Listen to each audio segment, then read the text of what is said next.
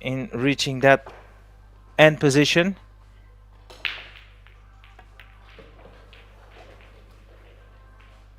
Lars not wasting time there. Felt that the only right shot was a safety, and that is a nicely played safety. As we'll get the chance to see Jeremy here. His first visit at the table. Long straight jump.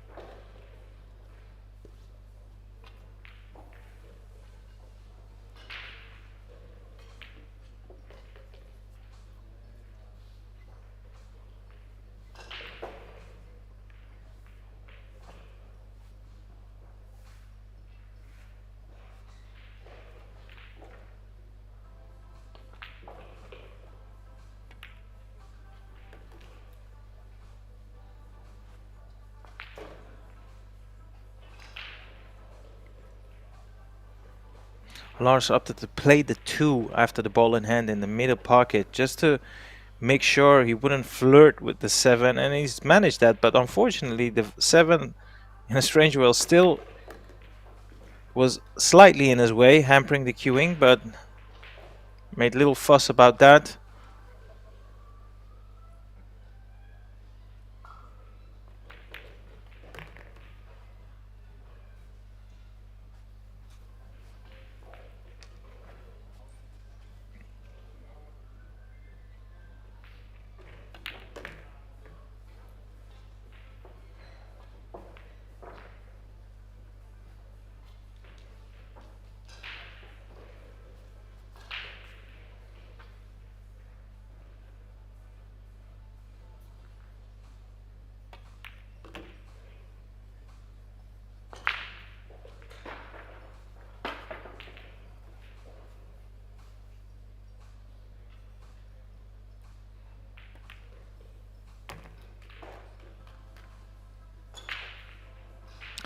So as far as Lars is concerned, that was a pretty neat rack.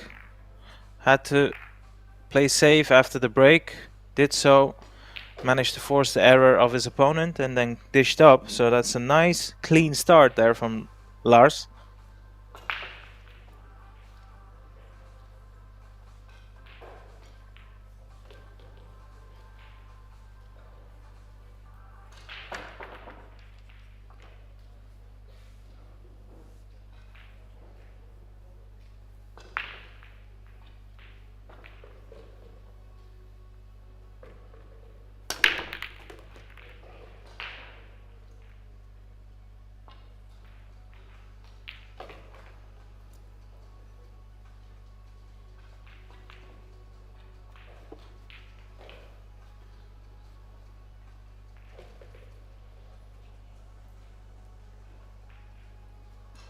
This time around, an illegal break by Lars. Fortunately for him, he's not left the opening shot here on the 1. So it will be just a safety here.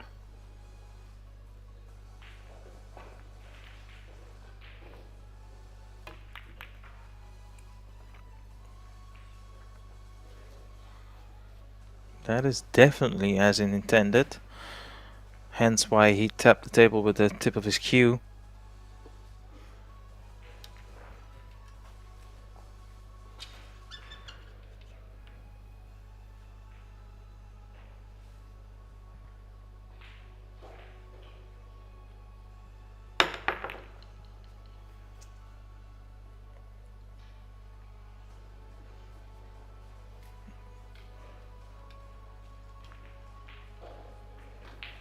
Lars was trying to get some separation between the 1 and the cue ball. Nearly got it safe. As it turned out, this is the first official opening visit for Jeremy Novak.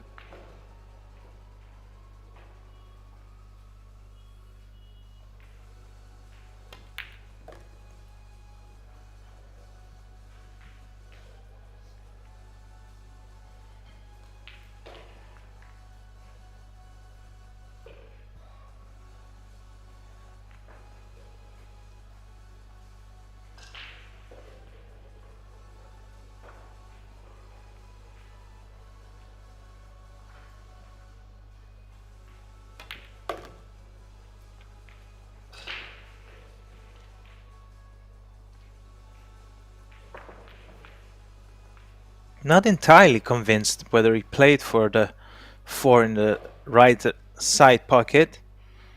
Well, he's come around to have an extra look, see whether it just creeps past the 7. Pretty certain he played the position for the 4 into the bottom right corner pocket, but if that 4 passes the 7, he still should be fine here. Well, there you go. It didn't. Had to play safe, and well, one thing is for sure, he's got it safe. I don't think it's too difficult for Lars here, though, to make a decent contact with the 4. Maybe he'll try to play the kick and stick idea of 2 rails, try to basically keep the cue ball where the 4 is sitting, send the 4 up table, and maybe use the 6 and the 7 to play snooker. There you go, foolish contact, and the pace in that shot was absolutely sublime. So that's the thing you will see on the highest level of the game, where someone plays a safety doesn't automatically mean just because the opponent is snookered you have advantage. You really need to push the limits and almost bank yourself that the opponent has zero chance of getting it safe. That's the margin we are looking at.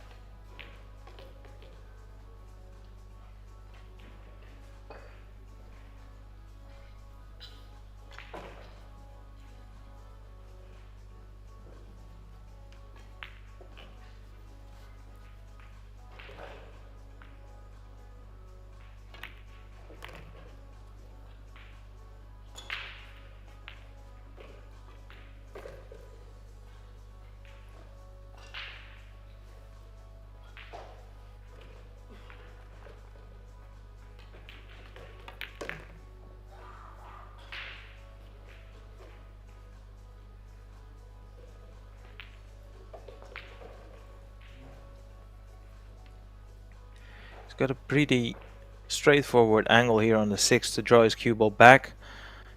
Worthwhile just having an extra look whether the 7 passes the 8. If it does, not a lot to do with his cue ball. If not, he'll have to draw it back right where to his hand is now at the table. Well, he had a little bit more angle. Same principle basically. Depending on his angle, he could choose to go forward, use a side rail. Yeah, that's looking like what he's going to play. Send his cue ball back up table, just like that.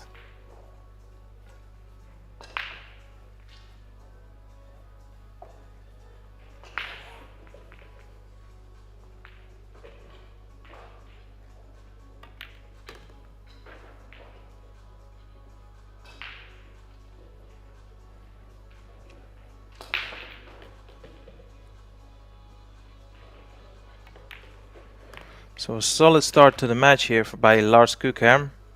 Hasn't made any mistakes so far, neither in his safety options nor his attacking.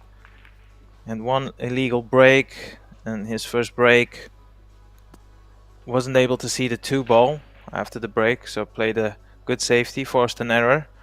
And in this rack, he escaped a safety initially by his opponent. And that's forced a mistake where you can see he spotted the second 9 ball. So nice start there by Lars Kukherm. Time to see what Jeremy can do to reply.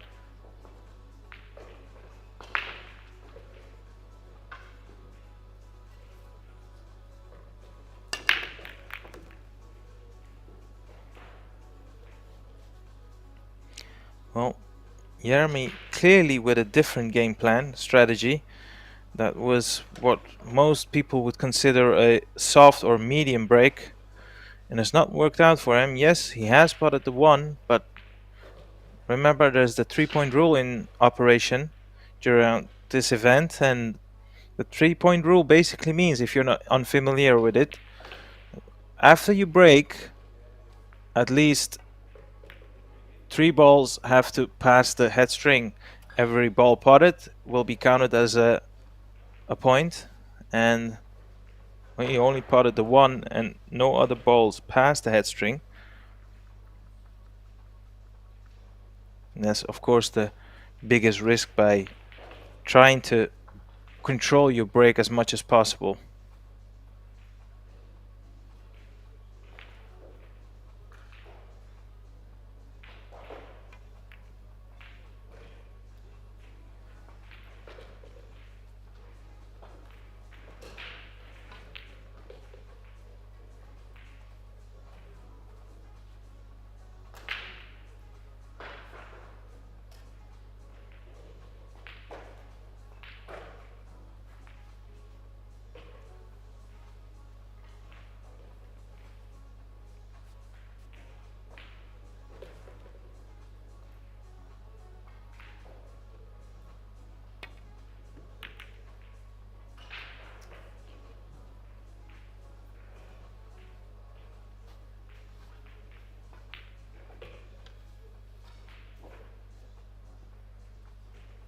This time around, the safety escape attempt by Lars Kirkham seems to have put him in some trouble.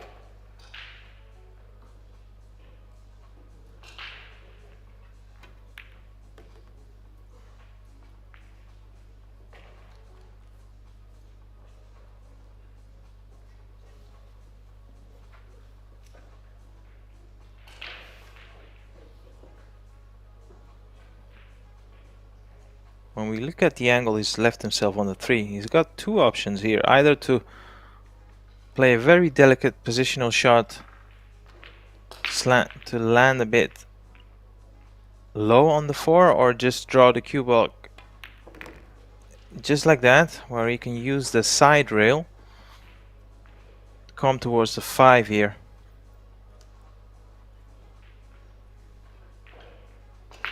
Does need to make up his mind which side of the 9 and the 7 he wants to end here after this shot. Well, he decided to play it in such a way where he would guarantee to leave himself a nice shot here on the 5 with a nice angle.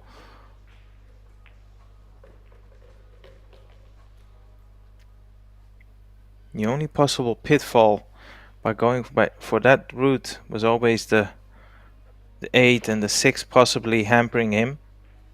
But should be okay. I'm sure you can negotiate this.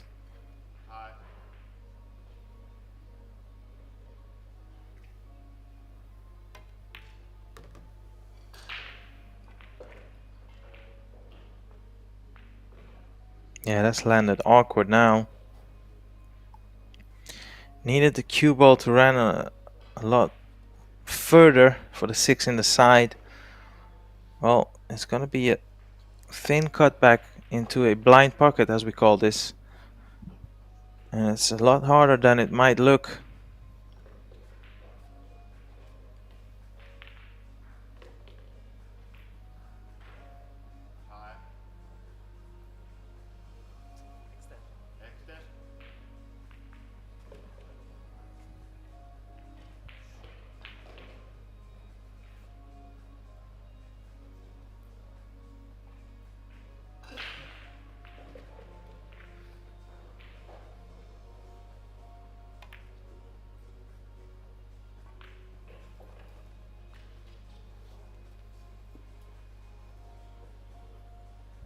I was under the impression that he was trying to play it in a two-way shot, maybe a little bit safety in mind, considering where his cue ball landed. In itself, if that is the case, of course, because we can only guess from where we are sitting, that also shows that he was not confident about that shot, which he can be forgiven for because it was far from easy.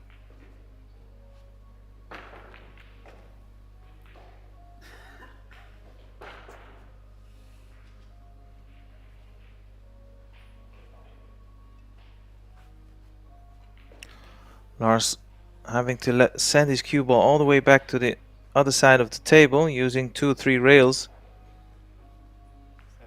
Needs to make sure that he is fully in the line of the putting angle.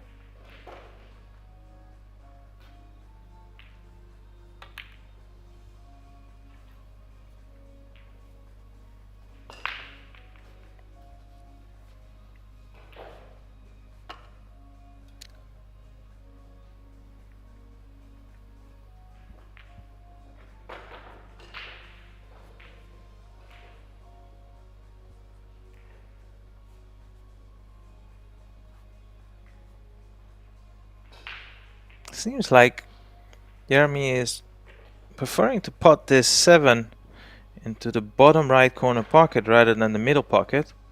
Middle pocket, of course, being the easier pot, but that 9 is heavily in the way. And that is a great shot, by the way. That might have just sealed his first rack of the match. Well, at least it should have.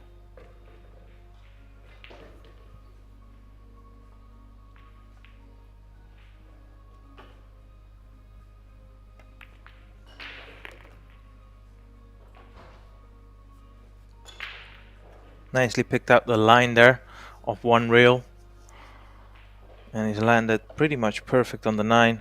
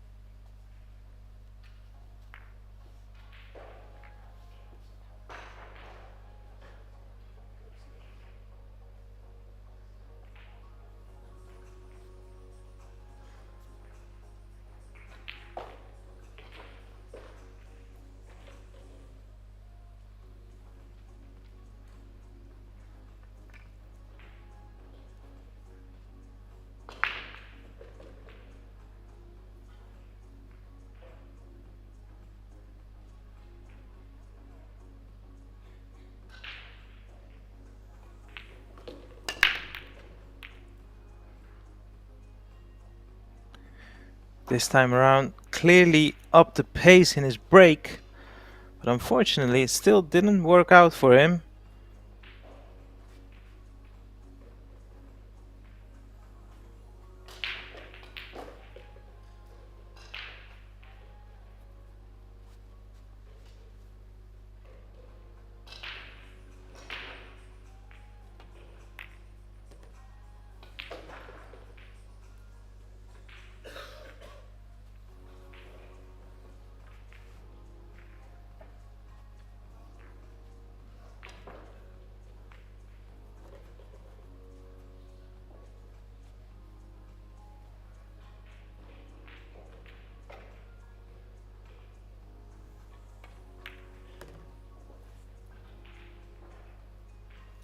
Lars will obviously have to address the 3-ball here, and I have to say the angle he's left himself on the 2 seems to be absolutely perfect.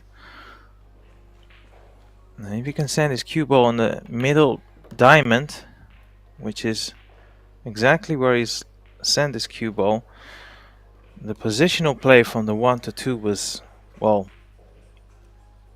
awesome.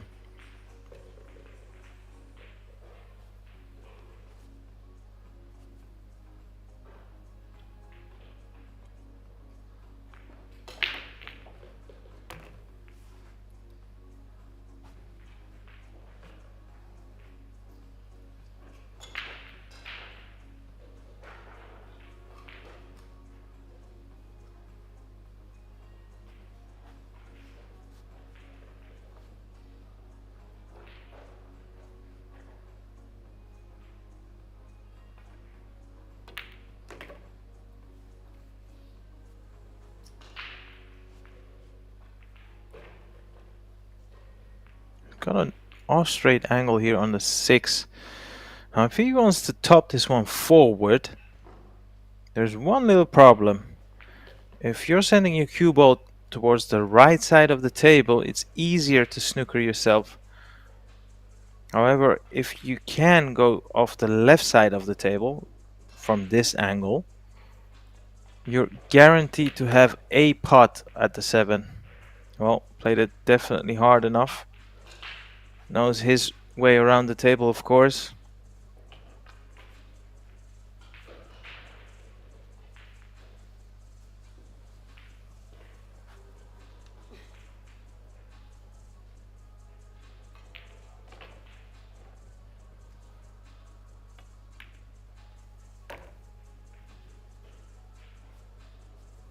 And of course, when the last couple of balls at the set are localized pretty much center of the table, It just gives you so many options to play a good positional shot on them.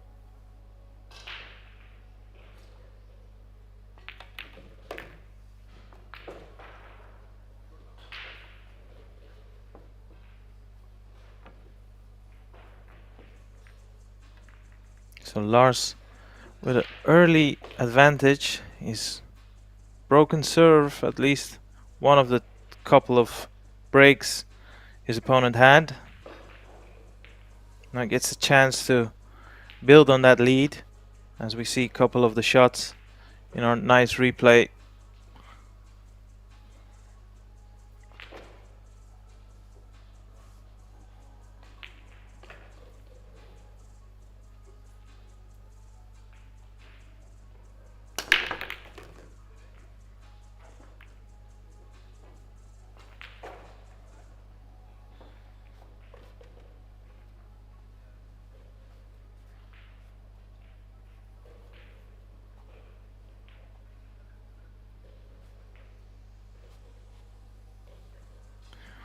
Well, the top of the program already gave you a quick hint. He is known for his power breaks, Lars Cookham. And you can clearly see it doesn't cost him a lot of effort to produce some power and accuracy on his break. Although that's gone wrong.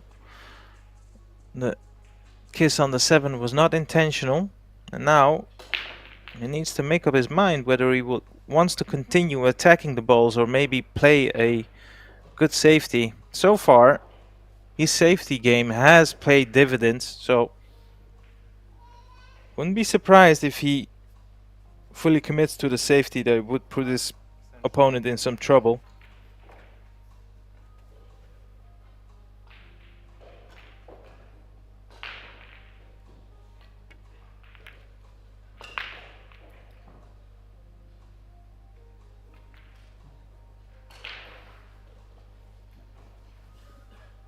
Play the dump shot. I'm not 100% sure whether the 9 covers entirely the pathway towards the 4. If Jeremy can see the slightest of edges, it's definitely not easy, but he's got a chance to send his cue ball up table. Well, he'd have to, obviously, because he can only see the left side. And maybe, if he can find the angle and find a thin enough contact on the 4, send his cue ball behind the 7. That's exactly what he's tried to play there. A little bit too hard, unfortunately.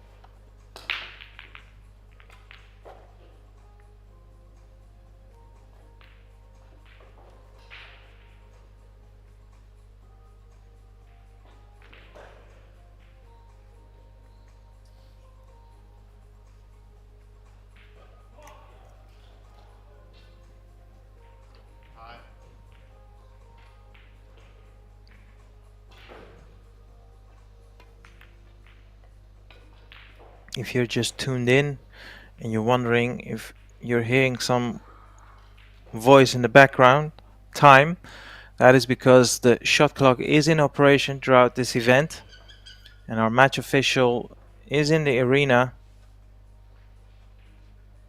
alerting the players when the time clock is almost running out.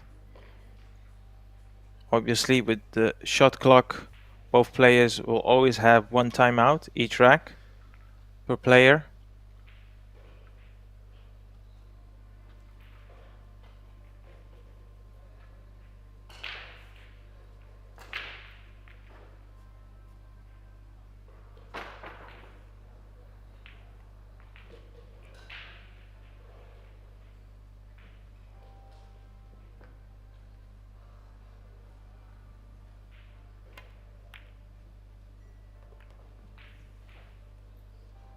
I know it's still early days and we've only had one turnover in terms of the breaks, two breaks each.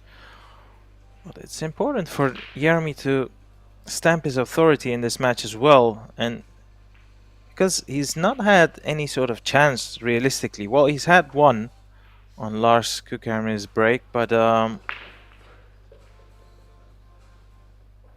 so far, of the two players, Lars definitely the one player who's looking to have settled much faster than his opponent. Not saying that pot in particular was a mistake. That was a tough shot for the best of the players. He's not having it all his own way. Jeremy Novak. Lars looking to hide his cue ball behind the 8 here. Send his 5 up table. Yeah, he's overdrawn that, it seems. Yeah, just a touch. There are delicate shots when you're trying to draw back the cue ball directly rather than maybe implementing a couple of reels.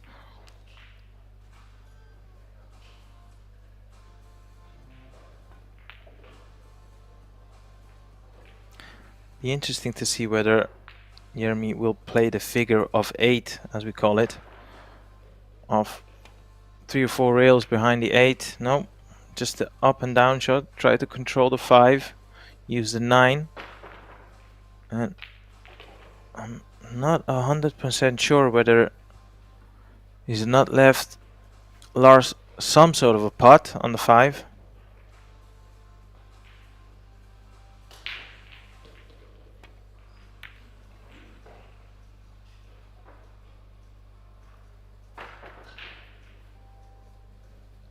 Did get the second part of the safety attempt right. That 5 is now in an awkward place. Every time you have a lot of distance between the object ball and the ball on, and the ball on is more or less glued to the rail, it just makes the options of an opponent so much less and limited. You can clearly see Jeremy scratching his head, already used his timeout, trying to figure out how to navigate this situation.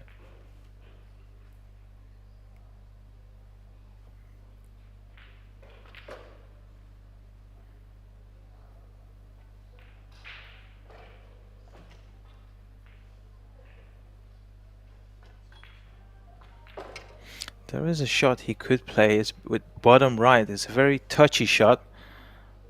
It's basically playing a reverse banana shot off the top rail to hold his cue ball on the high side of the table. Well, I'm pretty much convinced he was trying to hide his cue ball behind the 9, get way too thick of a contact than he was planning to play on the 5, and well, it's resulted in a other chance here for Lars.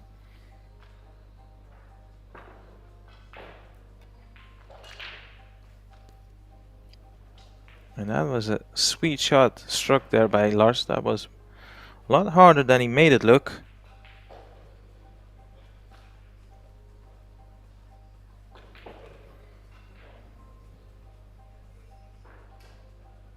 You can decide to either draw it back further, like he's done like there, or could have also left it a bit thinner on the left side of the table because he's right-handed.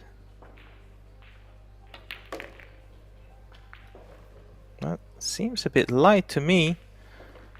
Yeah, he actually needed his cue ball to travel back a foot further than where it's ended.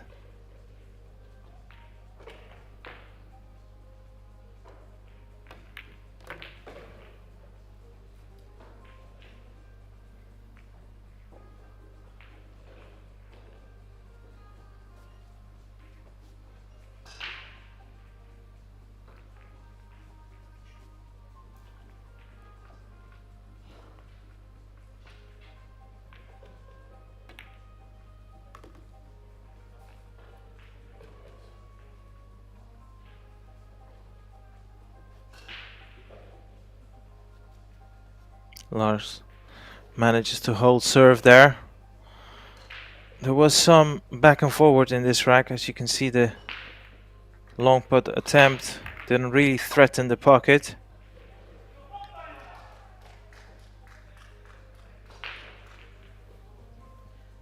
This shot here is the rack clincher. 5 to the 6 was a gorgeous little cueing by Lars.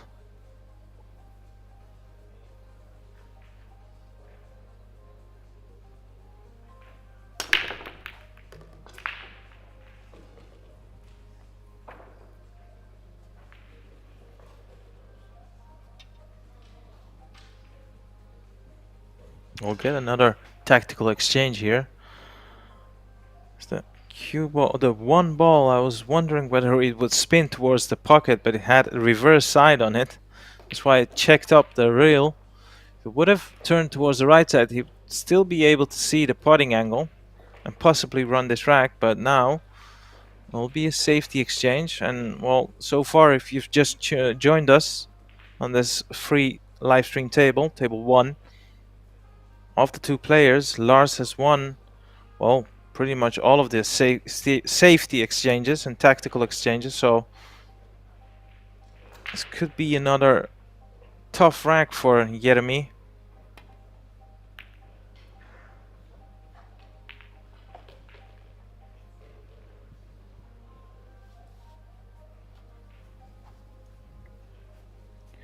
He's just managed to avoid running into the other balls, but Lars can clearly see the one. And of course, provided the 5 is hampering him, he might only have one option, and that's to send the 1 up table, try to hide his cue ball behind the 2.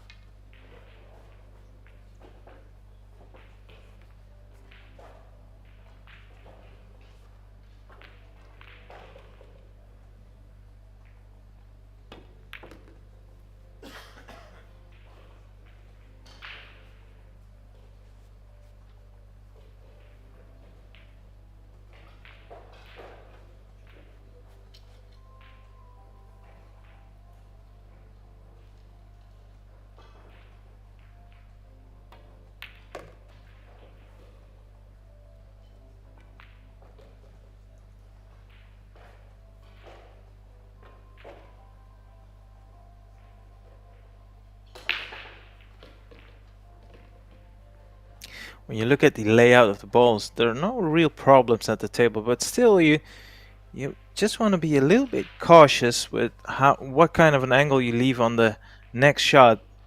See, for example, when he plays position on the 4, he wants to make sure you leave it in such an angle where he can guarantee not flirting with the 9 and the 8 by playing position on the 5.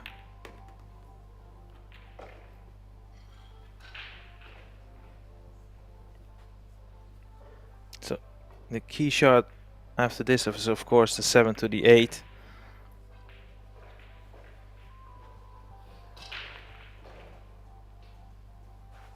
Be interesting to see whether he try to incorporate the bottom rail as well, just for safety measures. Doesn't have to do that, of course. Yeah, well, there you have it. Just use that extra rail to guaranteed to leave himself a pot on this 8. I think he can just hold it, just roll it in.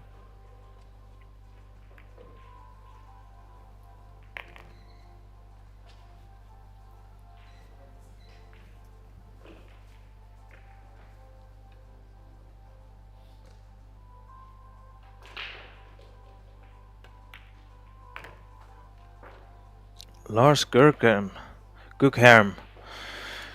in the ascendancy, 5-1 up.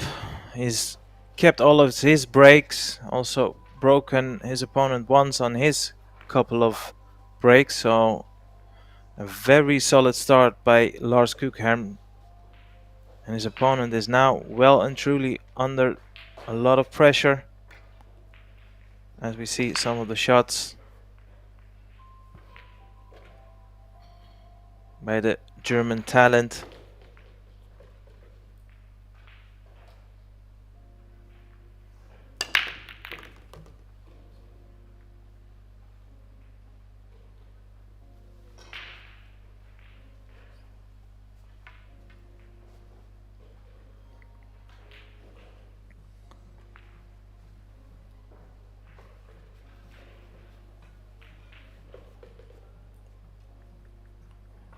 As is often the case when you're struggling out there in the arena and you're desperate for a little bit of luck, a little bit of roll, usually the table will not give you with easy opportunities. You just have to battle through it. Keep producing good shots one after another, and eventually the momentum will shift if you keep producing the goods. But yeah, that long pot was definitely not straightforward.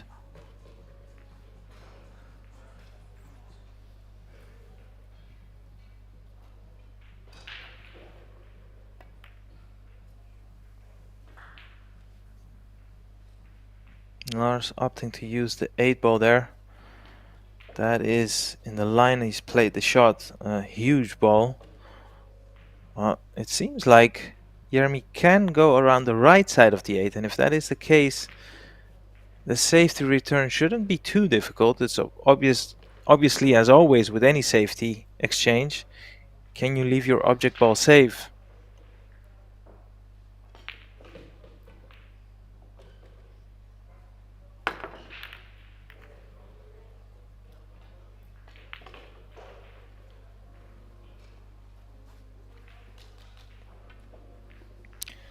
Well, as you can see, the first thing Lars has done is to come around to see whether the 6 passes the 9. That's going to be the key shot here in this rack.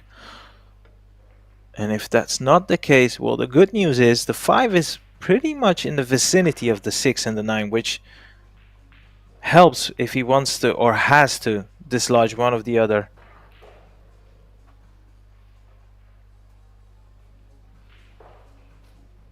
He's got an angle to work with here on the 4. So soon we'll find out whether the 6 does pass indeed the 9. Well, looking at the type of angle he's left himself on the 5, I can only assume the 6 does pass the 9. And if that is the case, this was another perfectly executed positional shot by Lars Gughem.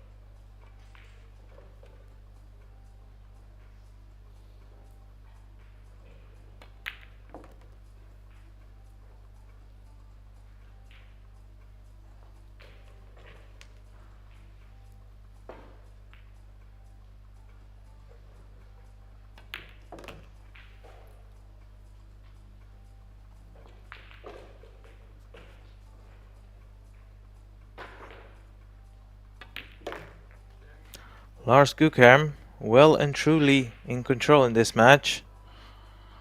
Gets to break his opponent's serve once again. now going 6-1 up.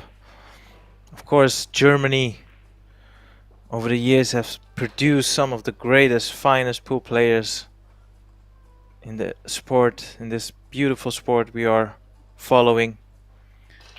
So don't be surprised if you see a Germany versus Netherlands final in this EuroTour. Of course, there's a lot of 9 balls to be potted if we want to reach that stage, but it's not a surprise that we've got a lot of German top players participating in this Predator EuroTour Dutch Open, as well as, needless to say, a lot of Dutch players, Dutch talent.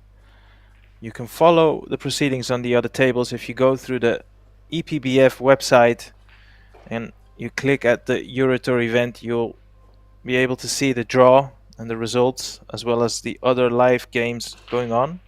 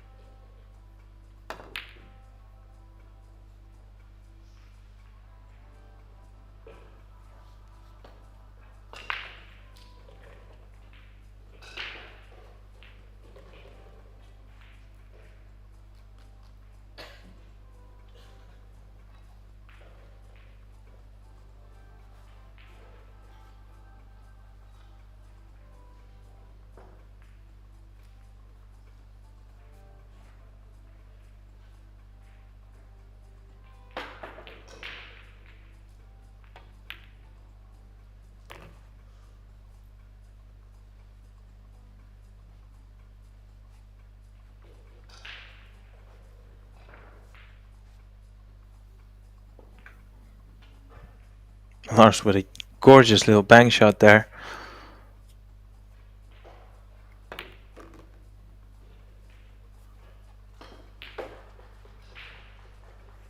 Cue ball could have traveled just a little bit further for him to make it even easier. Needs to play this with a lot of left spin. Just like that. Well, as you can see, used all of the pocket. But such has been the complexion of this match. Well and truly in control. And, well, dominating. As the score line is not lying. It's literally a true reflection of what we've been seeing ever since the beginning of this match.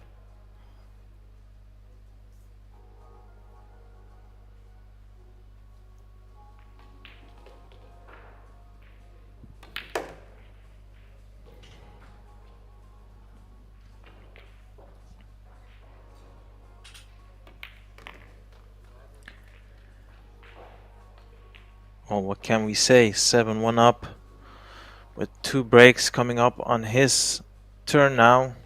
So he could possibly run out this match. And of course, if you've paid attention, it's losers round 4, which does mean and implies that they are taking a longer route.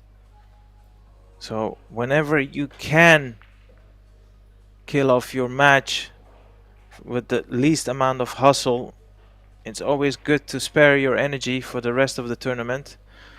We'll have a lot more games to qualify for the last 16, last 32 actually, before we get to the last 16.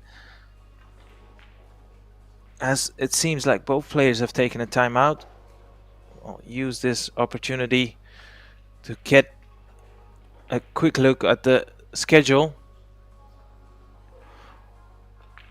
You can of course also find the schedule, as I said previously, on the IBPF website. And although we have a lot of games coming up for the winners qualification for the last 32, there's still a lot of games in the losers round going on simultaneously. Obviously there's a lot of Dutchmen still involved. One of the home favorites, Mark Bijsterbos, through to the losers round 5. We've still got a lot of games going on. There's only few that have finished just yet. Johan van der Leest also through to losers round 5. And Konrad Pikarski also through. So a lot of pool to be played.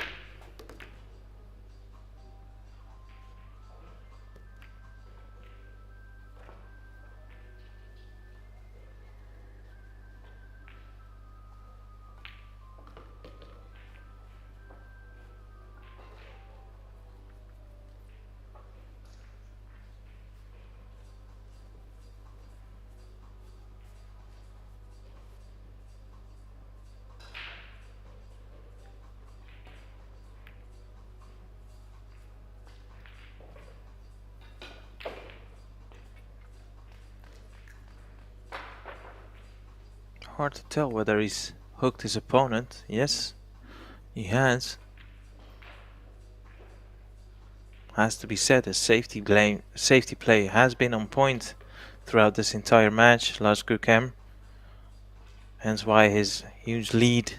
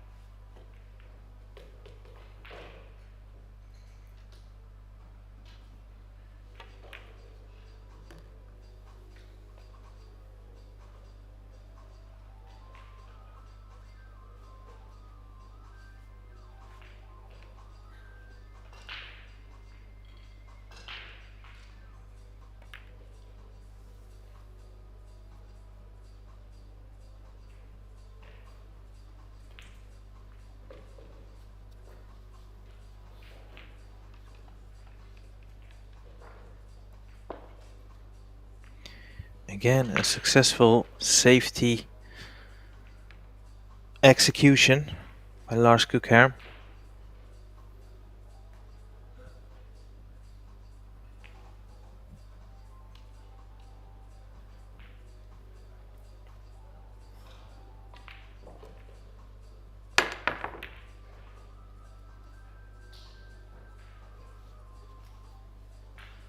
Not entirely sure as played, but the result is as good as he could have wished for.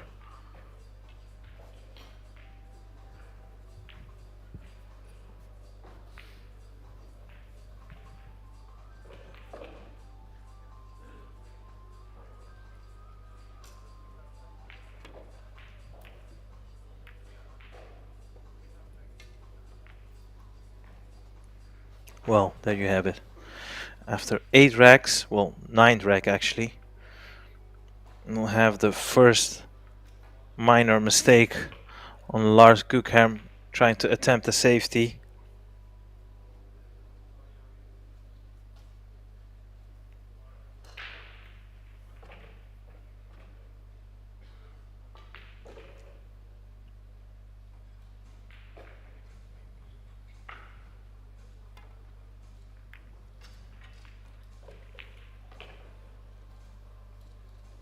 Jeremy tried to control the 3 ball using that center line of the table where he's got 4 balls to possibly cover the 3. Unfortunately, that's not worked out for him, which also gives Lars a lot of opportunities here to play a better safety or play a two-way shot even.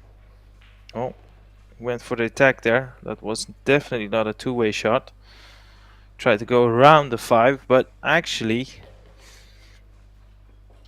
he can still continue this attacking visit.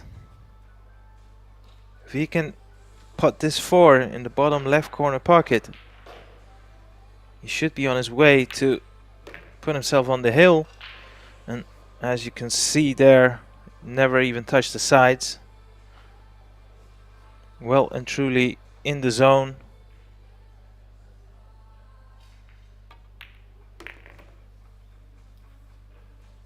And it's a wonderful place to be in as a player at the table, controlling, dominating, not overcomplicating things.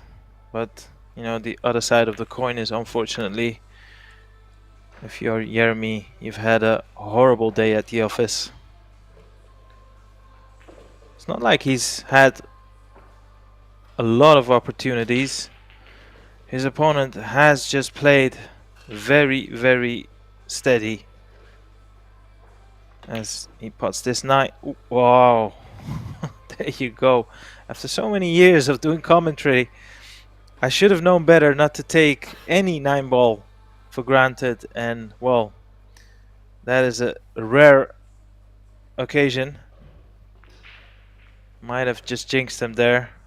What a moment this could prove to be. As Jeremy, wow. That to me just tells me Jeremy was clocked out. That was a very rare occasion. After seeing Lars Kukherm dominate the entire match, and to miss such an easy, straightforward 9 ball, to hand Jeremy with a golden opportunity, well, he didn't even come close to putting the 9.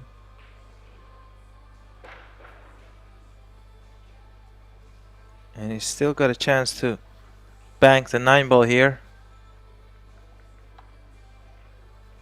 It's usually these little last saving grace, Hail Marys. Once you get them handed to you, you have to make the most of it. Because one thing is for sure, all the pool players, to one certain degree, do believe in the pool gods. It's a superstitious thing we have where, for whatever reason, when you miss a great chance, you usually get punished and it just compounds. So it will be interesting to see whether Jeremy can actually use this little glitch by Lars Kukherm and swift the momentum. Still a long way to go, of course. Now 7-2 behind.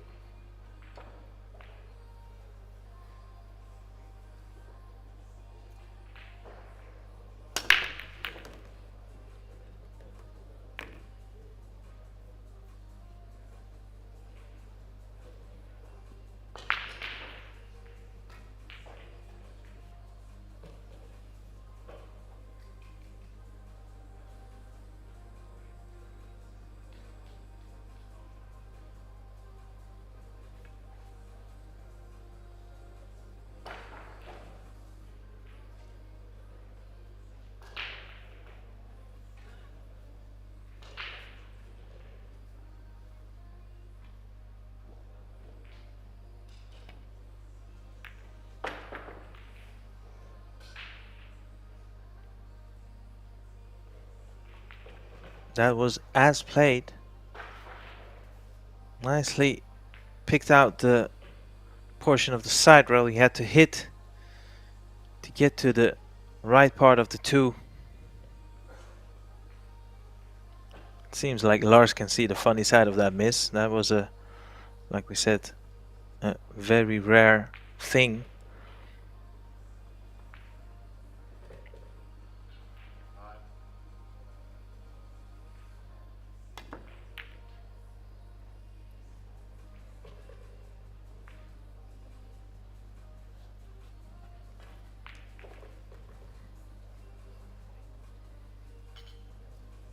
Not convinced whether he's not left this combination. Lars not even tempted by the combination. Knew for well that he had a very easy safety option there. Executed to perfection.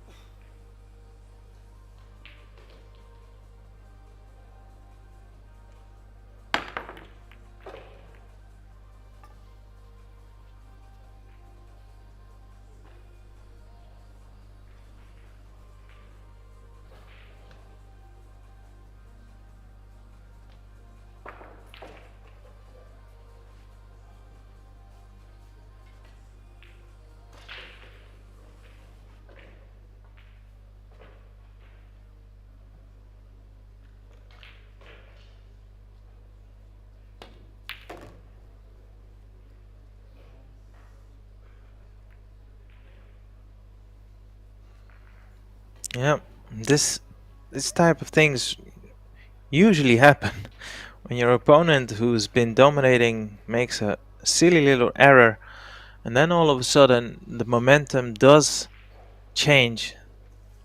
It's a weird thing. It's almost like the table feels the energy is now shifted.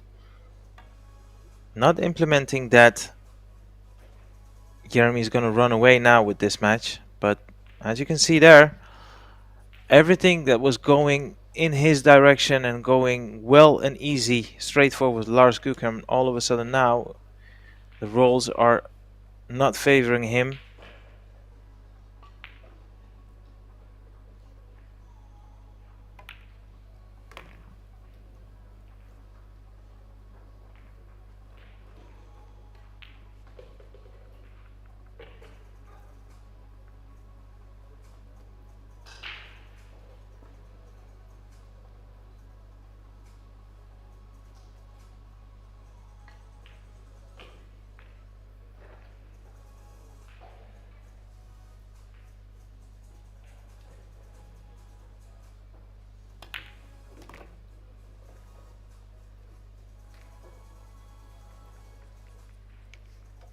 Lars, of course, a very experienced player. He will know how to navigate around this little, well, careless part of the match, which has been near flawless up to this point. And I'm also a huge product and fan of this theory of what the best of the best. They know how to cope when it's not only about being the hammer. Sometimes you have to be the nail, and you have to withstand that. And I think that's the biggest asset that separates the best players from, well, the highly talented players. So Lars, I'm sure he'll know how to cope with this situation. How it was heading, it was looking like a 9-1 straightforward victory by Lars Kukem. All of a sudden, 7-3 up with his opponent, breaking twice.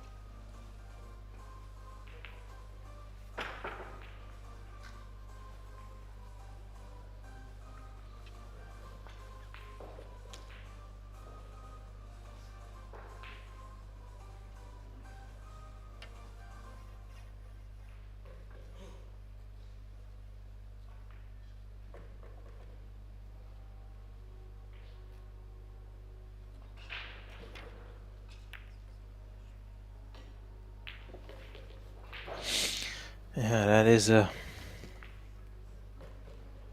very weak attempt. There was absolutely not any sort of convincing energy in the cue ball, in the putting, in the execution. And that's exactly what Lars just needed after having had that shocker of a mistake. But lo and behold, for the first time in the juncture of this match, all of a sudden these safety attempts are not paying dividends.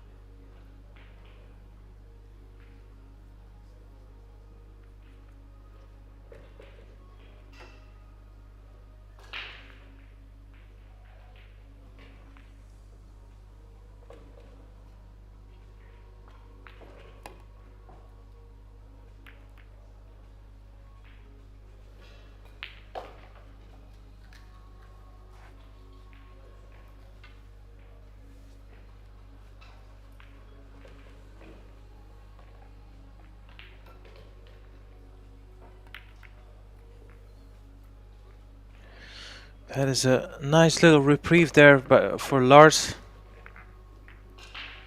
After having had a wobbly part of the match, being so much in control, gets a great chance to put himself back on the hill.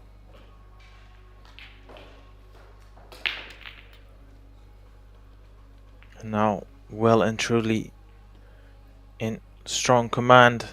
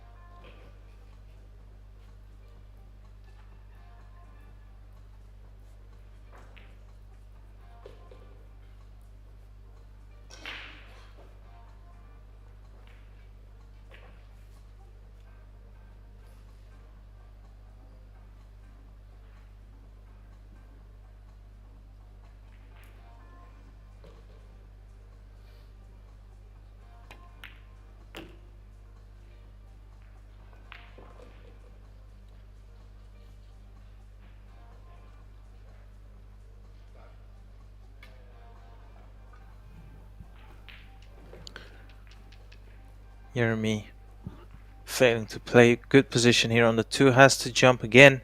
So far none of these jumps have really worked out in his favor. And as you can see, he's barely even reaching the putting angle, putting line, I should say.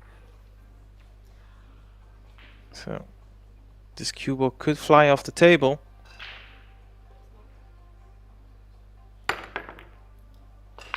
Or even worse.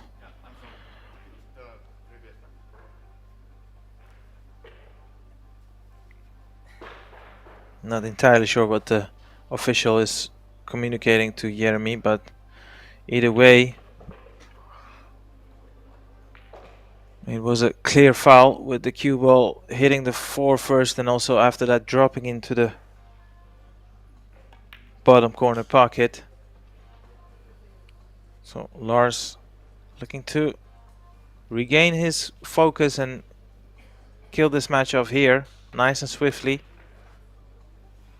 Up to that collector's item mistake, he was pretty much flawless.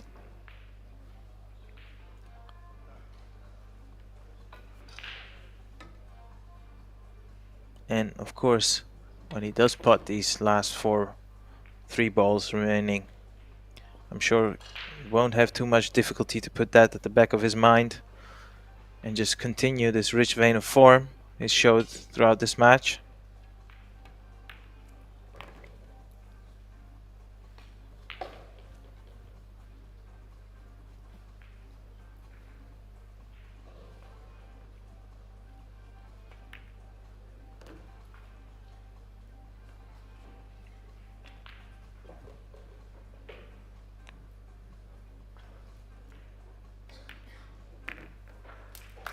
And there you have it, Lars Kukharm with overall a very steady performance with a convincing 9-3 victory here. We'll proceed through the losers round 5. As for us, keep an eye out for the stream as we'll shortly have another match on the TV table. Bye for now.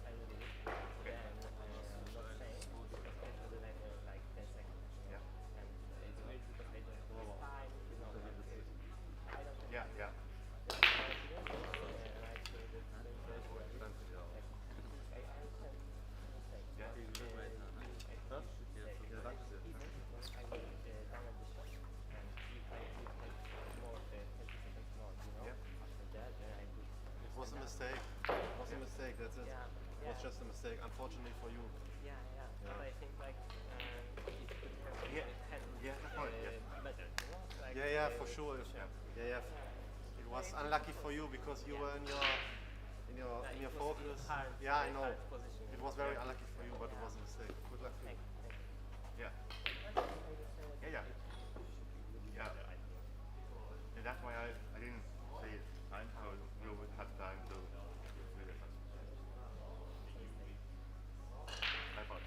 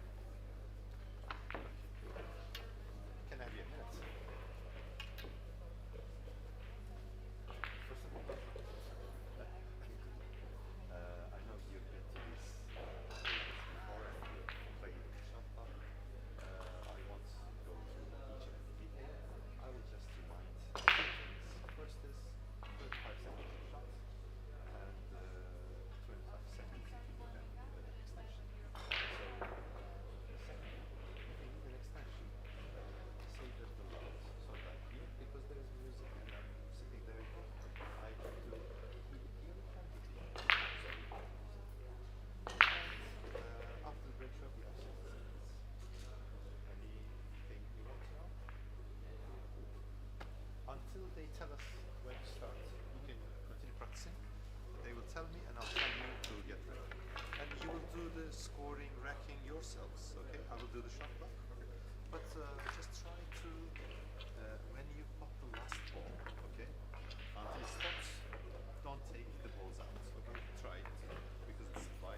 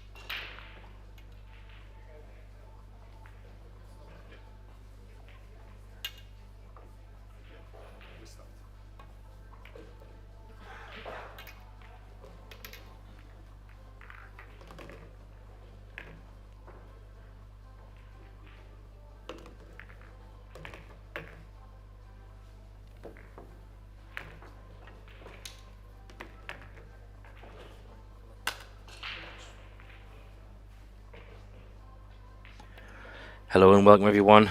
Welcome to day 2 here of the Predator EuroTour in Assen, Netherlands. We are here for the Predator Dutch Open and we're in the winners qualification matches. The game is 9-ball and we're in for a great treat here with this match with two young guns. Max Benko from Slovenia against Karl Gnadeberg from Estonia. Both players doing fantastically well on the youth tour, winning medals, golds, and also going very deep in the Euro Tour as well. It's alternate break, players having 2 breaks per innings. So Karl has won the lag. He will have 2 breaks now before we switch over to Max Benko for his 2 breaks, and so on until we have an eventual winner. There is a 3-point rule in operation for those who haven't been following or just joining us. 3-point rule means you have to make a minimum of 3 points on the break for it to be a legal break, and to do that you can pot a ball, which is 1 point, or make sure a ball goes above the break line. That is also classed as 1 point, so a combination of both to give you 3 points. As you can see, 2 balls above the head string, nothing really on here, so just a push out for Benko. Yeah, this should be a good match. They're both very good players, very dangerous.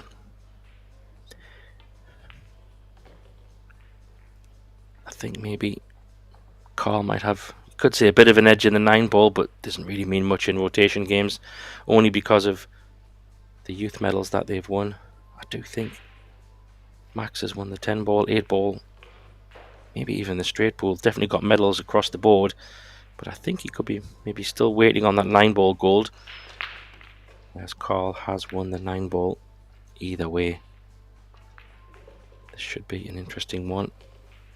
Has he left the gap? Well, if he's left a gap through there, that's pretty unfortunate, judging by his body language. Well, I think he can get through. Not sure if he can pot it. It's not straightforward to get up for the 2, but I think he can make this. Not really sure how he gets out with the traffic. Yeah, he's decided not to go for it.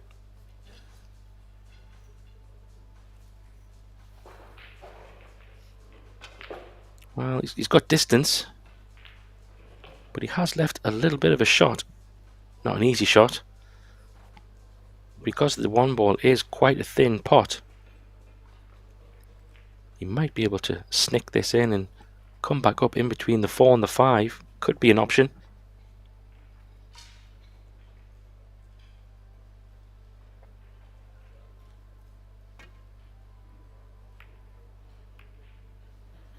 Yeah, I think he did try that.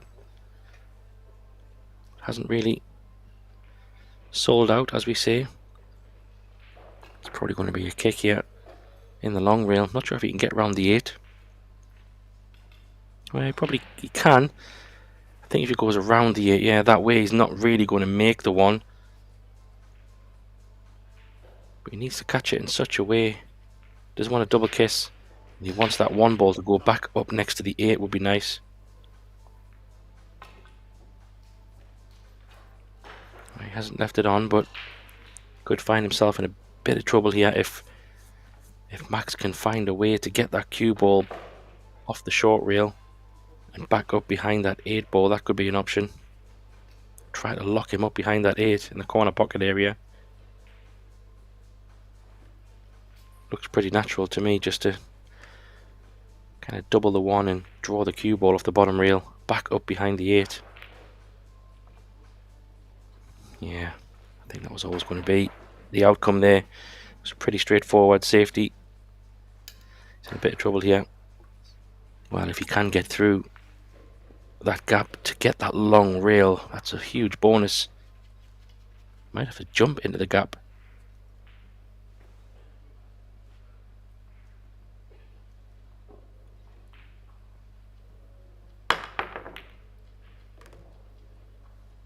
Well, what an absolute monster shot.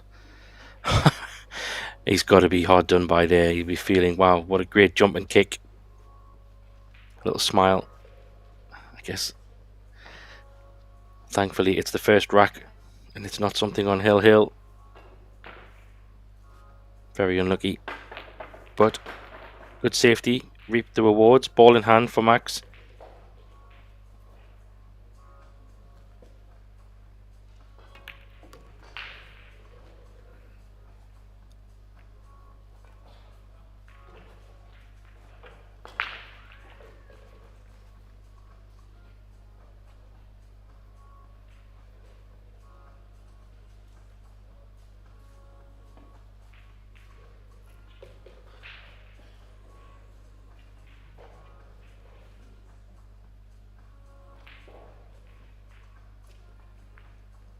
Yeah, there's a few little bit of a cluster here of the balls. It's not so straightforward. Trying to find another good place to hide, maybe.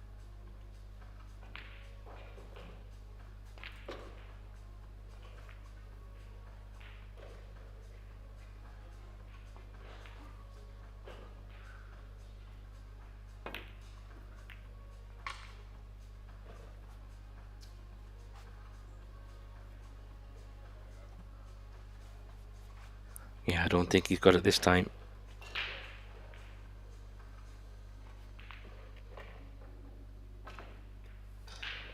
No, I think he's left the pot as well, so bit of a chance here.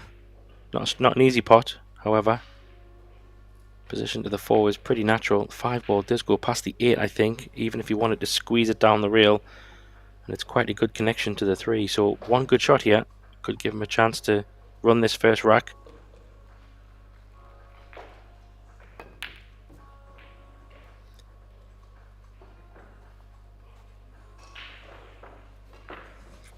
Well, first rack settling, I think, wasn't easy.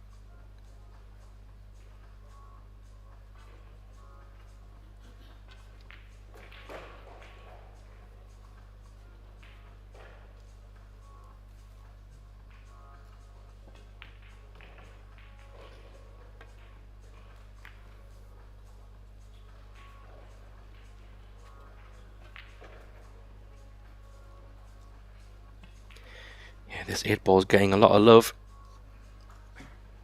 It's just one of those balls that is great for laying some good safeties. 2 real kick here. Wants to catch it on the bottom side. Send that 3 ball up table would be great. Or catch it on the left side. Yeah, he's missed it altogether, unfortunately. Another ball in hand for Max, but this is a much easier table. I think it's... yeah, don't see any major dramas. Everything is wide open, and connect the dots isn't too bad. Wouldn't be surprised if he just draws this back up, even to the rail. Somewhere middle table is also fine. The only thing with that shot is that he might be leaning over the 6 ball. That's why I was thinking he might have came a little bit further to the rail. He might be okay. Yeah, it's no problem. I'd love to get close to this 5.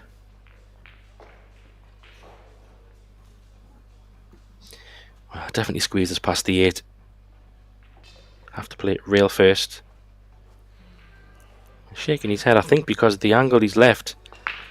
He doesn't want to play this crazy hard. He wants to just hold the cue ball, but he also doesn't want to be on the rail, so I wouldn't be surprised if he drops this in and goes a little bit further forward.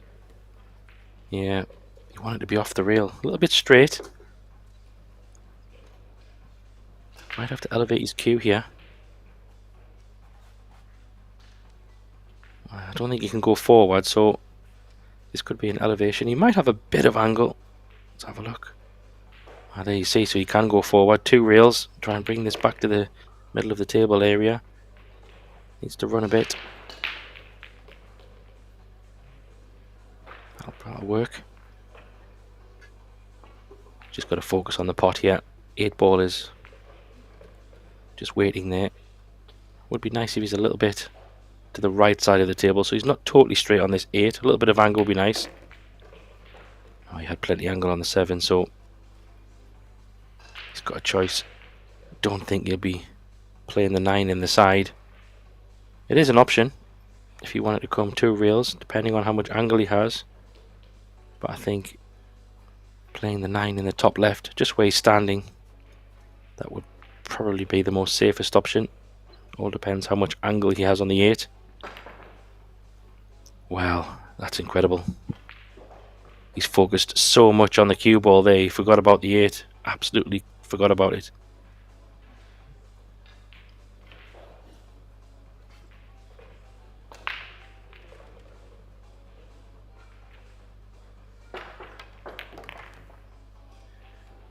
Well, a bit of a shaky start there. Gift from Max to give Carl that first rack. Be a little bit frustrated there. There was nothing difficult. Just one of those moments where you can easily just take your mind off the pot. It's so easy that you're focusing more on the position of the cue ball than the object ball. I guess any player who does play the game will tell you we've all done it.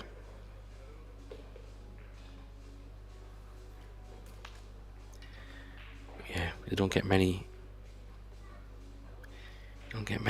easier balls missed than that, unfortunately.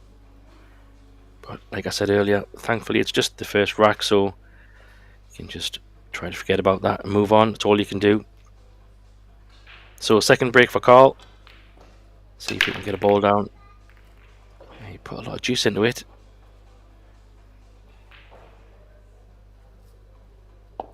Well, he didn't make a ball and he didn't make the points, so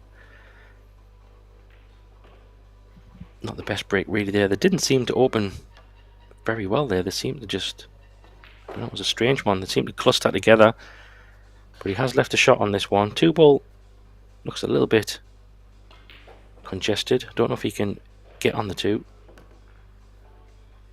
Well, maybe he thought he could just snick this in. This looks extremely tight. Very tight. Is that even on?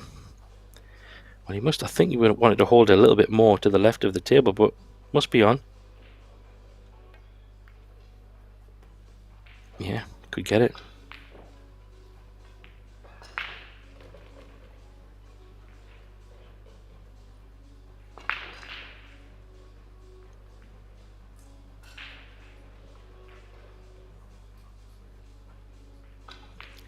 Well, he's got himself in a good position here already to try and punish that break.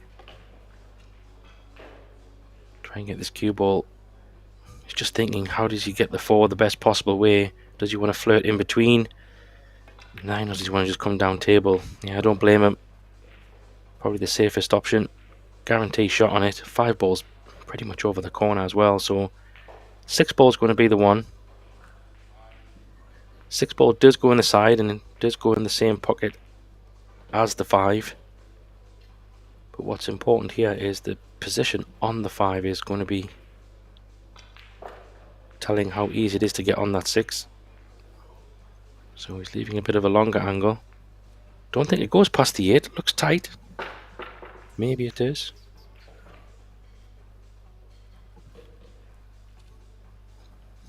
Yeah, maybe it might be a similar shot as the one he played in the last rack with the 5 ball down the reel. Let's see how he plays it. Well, that tells me he's going the other side. How's the pace? I'm not really sure what he played there, to be honest. Maybe he tried to play for the 6 in the side.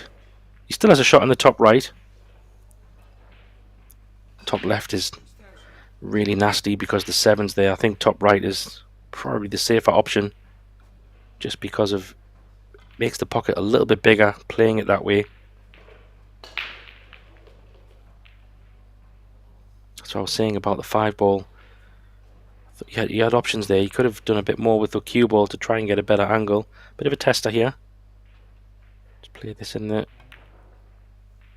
Oh, he's played it well. Pocket speed makes it bigger. So he's going to have another chance at a very similar 8 in a moment. Don't think you would miss this one though.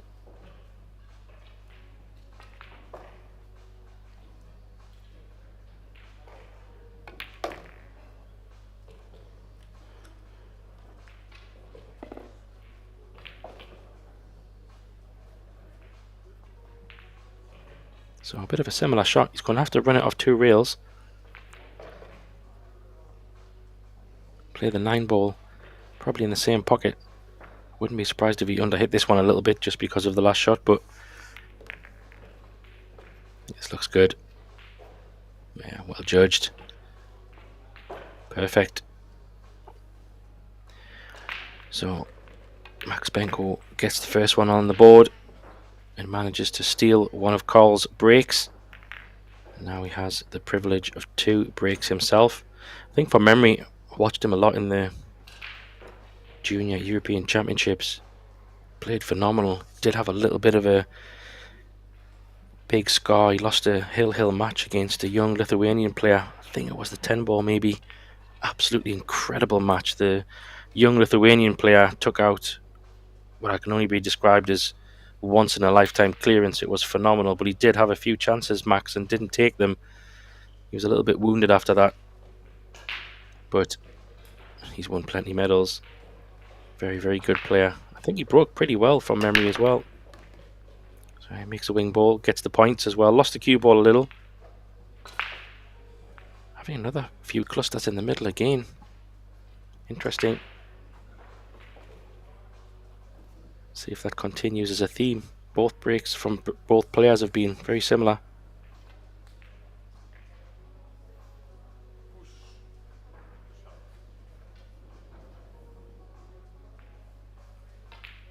So push out here. So the players are racking their own balls. Only once you get to the semi-finals and final stages we'll have referees. The tables are what's called tapped. So there is some slight, very minuscule indentations in the table that keeps the balls sitting really nice. Often you see on the pool circuit people using magic racks and different apparatus, but not on the EuroTour where the tables are set up. Very nice indeed. So he decided to give it back. Yeah, with the 2 ball out of action, this is going to be a little bit of probably nip and tuck until somebody can get this 1 ball and play a safety shot from the 2 maybe. How's the pace? I think he might have left an edge, but given that the balls in the middle of the table are a little bit messy, nothing's really of any danger at the moment in terms of somebody trying to run out. How's the pace? Overhit this a bit maybe. Similar shot for Max again. He could try to double the 1 ball, kind of back down to where the cue ball is now. Kind of a reverse bank and put the cue ball over to the left side of the table, using those 4 balls as cover. That could be an option rather than the slow one. He's trying the slow one again. Always hard to hide just behind 1 ball, as you've seen in the last shot and that one. When you've only got 1 ball to hide behind, you've got to be spot on. So initiative at the moment sitting with Gnadeberg. Wonder if he can play off the left side and try and send that cue ball below the 2. That was the pace. Again.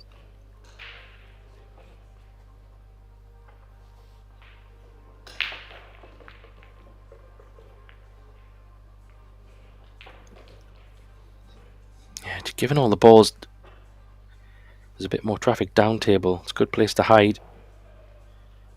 But with the distance, you could probably try a thin edge on the 1, which is an option. You might even just double the 1 back up table. Try and leave that cue ball past the 4 on the side. Yeah, he's trying the thin edge. Don't blame that shot. Don't know if he's there though.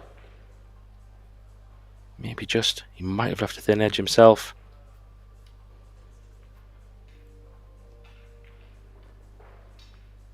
Yeah, even if he can make the pot, there's not much he can do. I mean, he could try to play this with extreme left-hand side and try to open the 2, but this is very aggressive if he does. what he's tried. Wow, what a good effort. He's got it as well. Does the 8 ball stop it 2 from going? It doesn't, so he could play it with loads of left. Give himself a bit of a chance. So all of a sudden, from nowhere, great chance for a call here just to mock these balls up now. One good shot has just opened this rack wide open.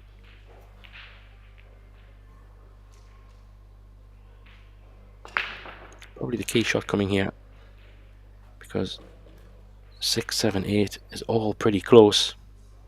It's landed nice here. Might just roll this a little bit past the 9 just to leave a nice angle to go over for the 7. Doesn't want to go too far. Maybe even underhit that. Yeah, he's underhit that just a little bit. You would have liked another roll or so just to get that 9 ball out of his kind of bridge hand. I think he's just okay. A bit of a longer bridge. He should be okay just to drift this over to the right side of the table. How's the pace? He's going to have to play it in the side now. This looks a little bit tight from that angle.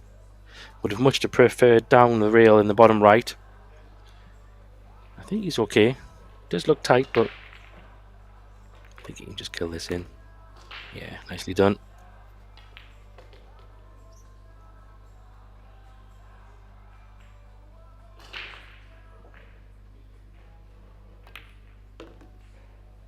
How's the pace? A bit short maybe, 50-yard line. Maybe he's just okay. This will be a great run out. Yeah, what a great rack that was. Bit of a loose safety shot from Max. Left him an edge on the 1 and decided to play aggressive to try and open the 2. Opened them like a bunch of flowers. And then just picked up the pieces. Very nicely done. So 2-1 to the Estonian.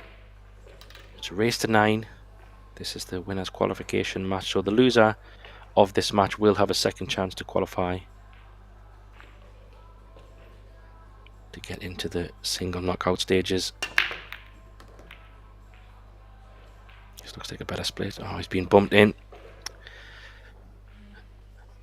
Bit of a scratch. Kicked in there. So this could be double punishment for Benko. Ball in hand for Gnadeberg. All the balls are pretty open. Ball in hand does help. It's just trying to get the right angle on this 1 in the most easiest way to get to the 2. You might have to play it in the top and draw it, or you could play in the bottom and run through. All depends on your preference. Just a little drawback.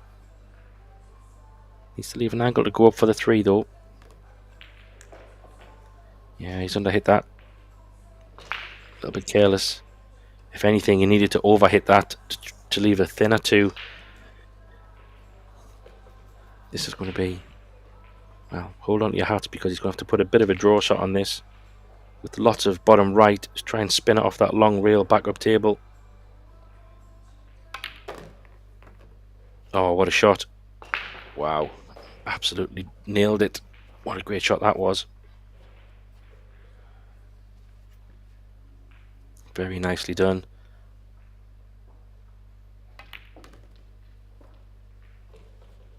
Yeah, and there you can see shots like that. These young players, no fear.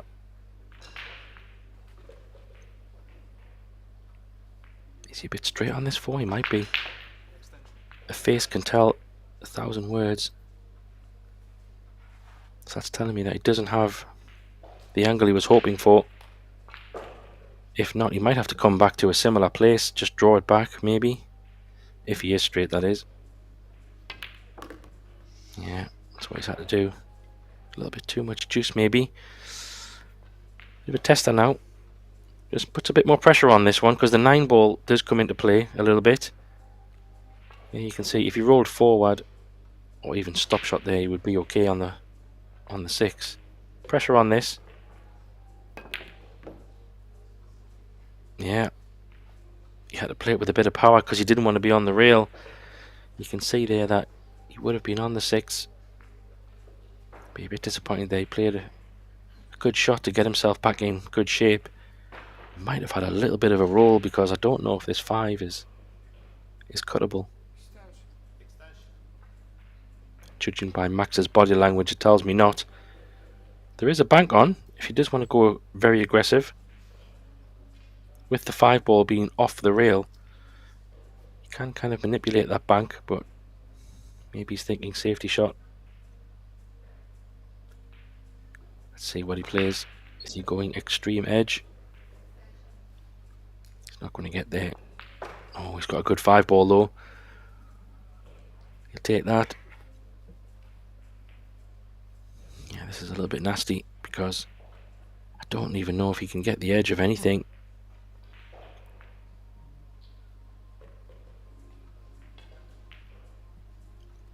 He's got 2 options. He can go off the 1 rail. 2 rails probably going to give him a better option to get that cue ball up table. Just flick the 5. Take the cue ball up table. Oh, this could be a good shot. What a shot he's played here. Fantastic. That's exactly what he played. Very well executed indeed. Jump shots coming. So hold on to your hats. Could be a bank or something might happen.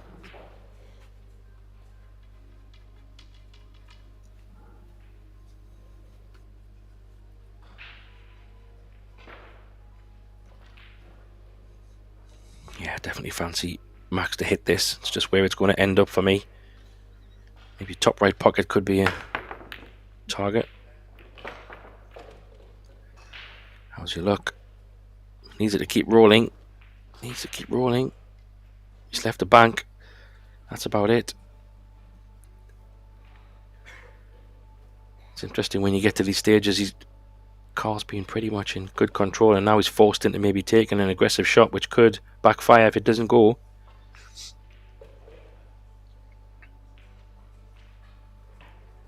going to have to play this hard. Oh, nailed it. What a great shot. Played some great shots already. I don't blame him for going for that.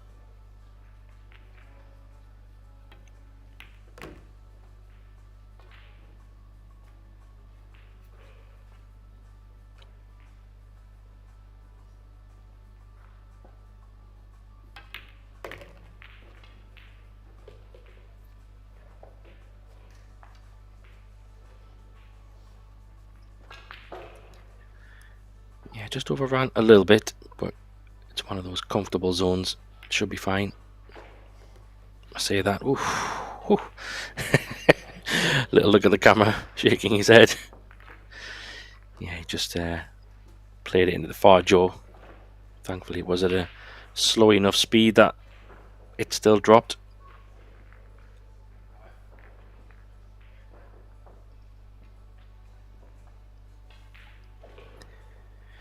So we have plenty of pool coming up this week. Men's is currently underway, as you see. The women's will be starting also very soon. Tomorrow, I believe, to a finish on Sunday. And then we have the European Seniors Championships also coming in the next week too. The seniors. So plenty of pool action in these coming weeks,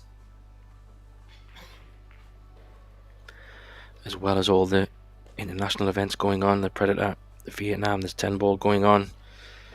Spoiled for choice. You can watch pool by the day and by the night, whatever you choose to do. It's a pretty good break, but the balls have spread quite strange. You could try and play a very slow one. Try and hide the cue ball behind the 2. Very little room for error. Don't really like that shot if I'm honest, but you might have to try and double this 1 down table. Try and get it on that bottom rail.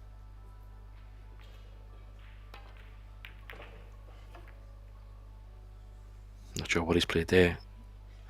Absolutely butchered it. However, it's worked out pretty good. Let's take that. Is there an edge?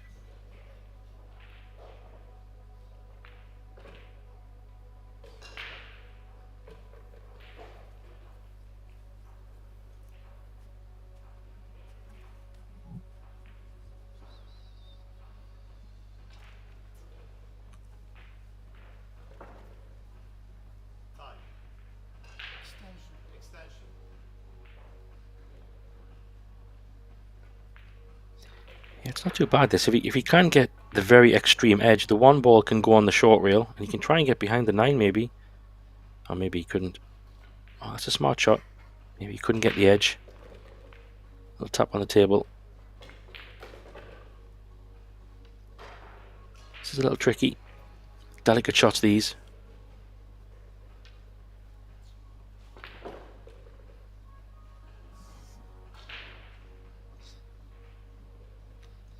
So he can't hit the 1. He might have to play like some kind of draw shot. Yeah. Needs to slow up on the 1 ball. Needs to slow up. Or needs to keep going. Yeah, that was always a danger with the speed. So a chance for Benko here. Wouldn't be surprised if he just drops this 1 ball in.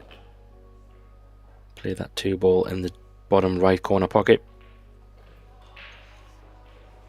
I wouldn't be sending that cue ball very far indeed, just a very soft little drop it in.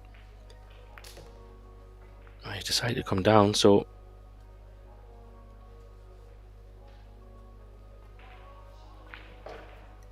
he obviously felt comfortable that he could bring the cue ball down. It worked out nice.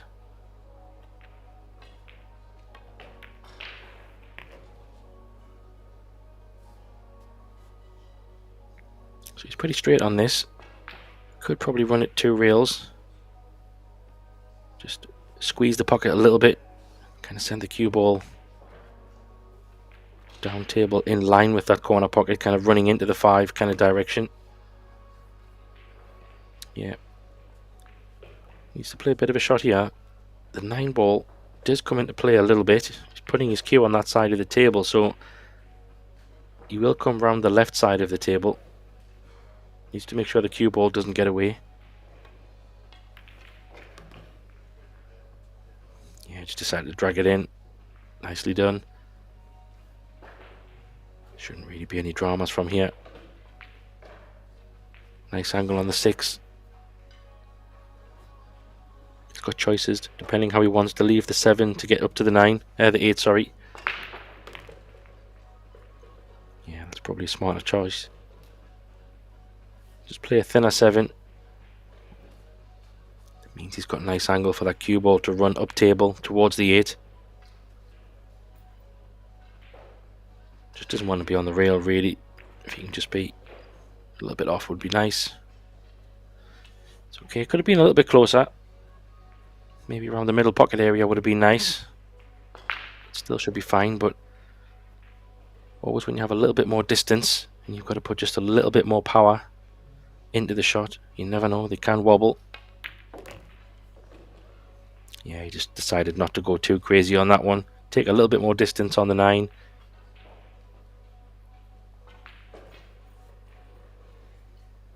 And this 9 ball to get 1 back.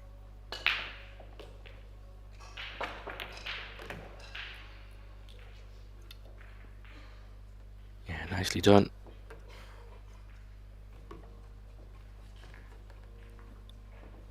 A little bit of back and forwards at the moment. Chances going for both players. Nobody capitalizing fully yet.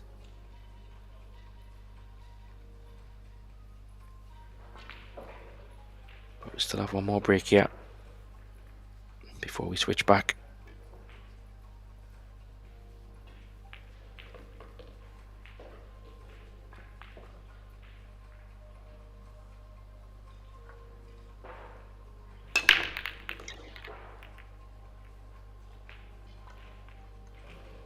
Makes the balls, makes the points. Not going to get a shot on the 2. Just have a pretty good safety though. Could try to push the 2 ball past those 2 balls and lie them on top of the little cluster there.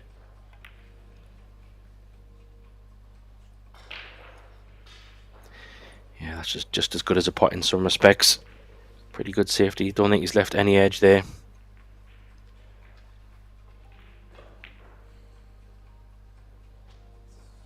Doesn't look so easy to hit this either. Can't go to the right side, can't go up and down. But It's an interesting one. He might actually choose. He might choose to put a ball safe. Maybe push the 5. Looking down here. I'm surprised he's trying to hit it this way. Will the spin take? Oh, what a shot he's played there. Wow. Absolutely nailed it. I don't think Carl expected to come back to the table hooked from there.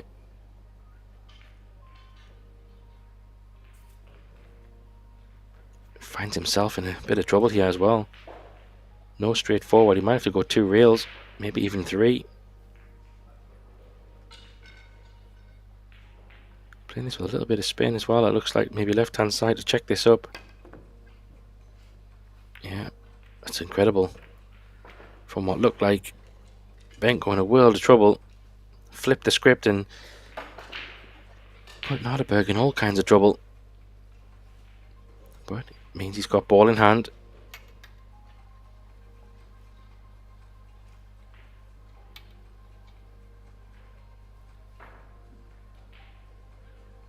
Great chance to get back 3-3 here.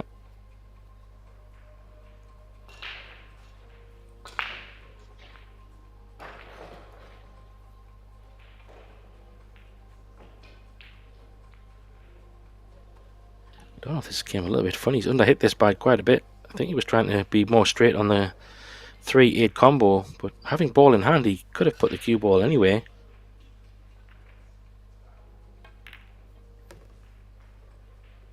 Yeah, he's played it well, but he's overhit it. He's overhit it by quite some way. I don't even think he can pot this 3 without going into the 6 ball either. If he can somehow avoid the 6, then he might be okay.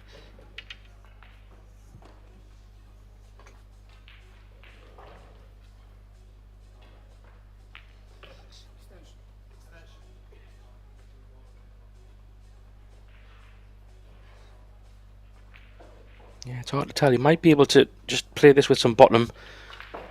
Oh, he's going the other way. He's playing it in the top left. Top right's not an option, I think. Oh, he's not even playing it at all. So that tells me that that 6 ball was a problem. Might have worked out. Body language tells me not. He might have left it. If anything, it's very tight. Coming for a look at the bottom end.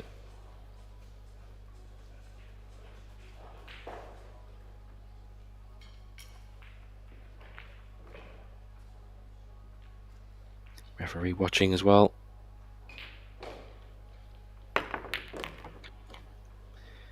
What a great shot.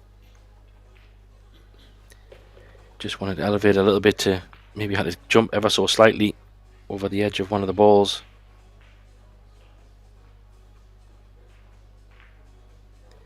A few chances have gone begging from Benko.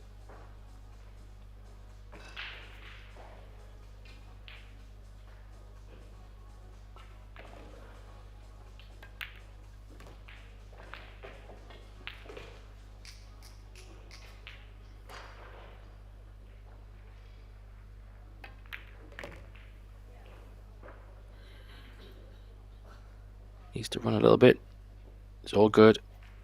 Nice angle. He can either draw this off the long rail or he can play it off the bottom rail, whatever he feels more comfortable.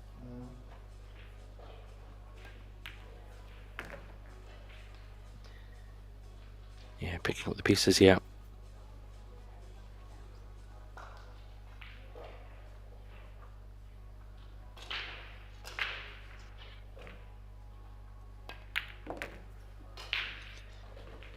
So Gnadeberg punishing the mistake there from Benko. He had ball in hand, so it all kind of came from playing that 3-8 combo. Of course, if he was right behind the 3-8, it would have been a lot easier. Just a little bit surprised he opted for that. But it's always the same old, same old. If he lands perfect, then it's a great shot. If you're not perfect, then there's always... It could have went a different way.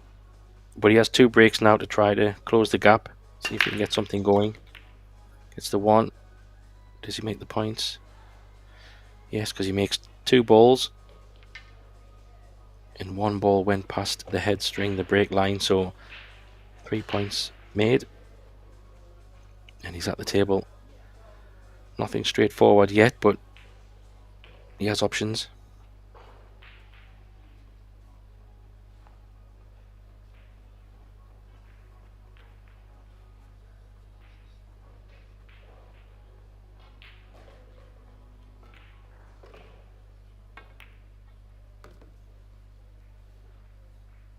Yeah, nicely done.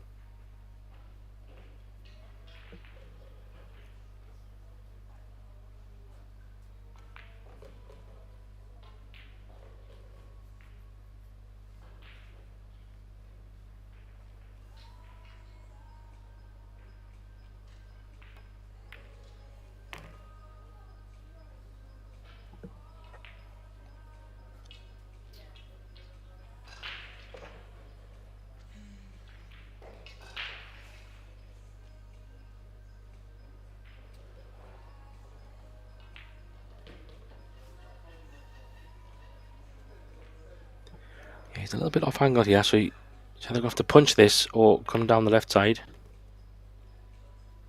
Oh, he had enough, he's okay. Just swing this round off a couple of rails.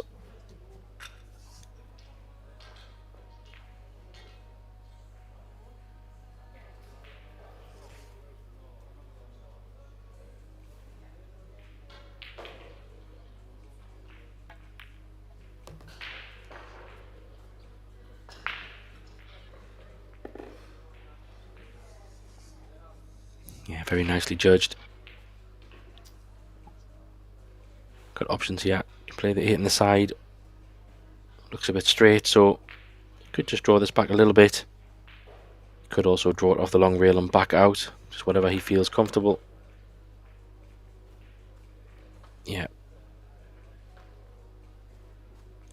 Just run this 8 ball through for a nice break and run to get a quick one back. Just what he needs.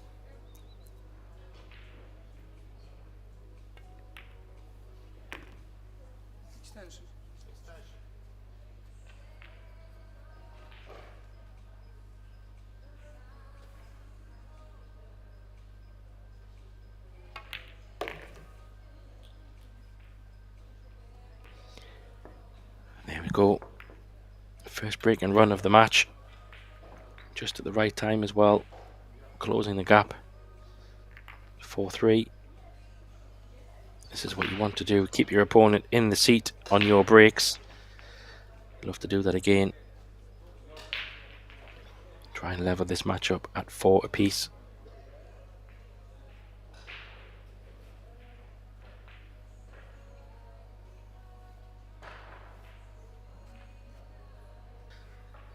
Yeah, keep an eye on that one ball tracking to that left centre pocket. And maybe one of the balls in the bottom left. He makes a wing ball. Doesn't make the points though. It's going to be an illegal break, I think. 4 ball might come to the rescue.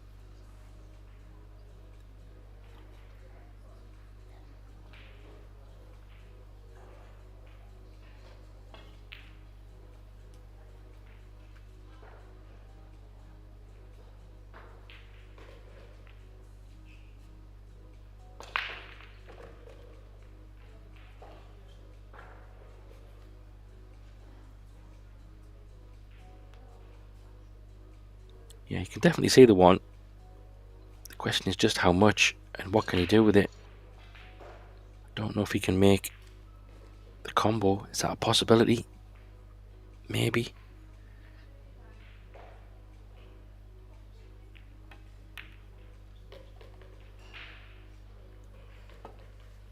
He's trying to get the one ball up next to the 8 ball in the centre pocket and use them balls as cover. Hasn't got there.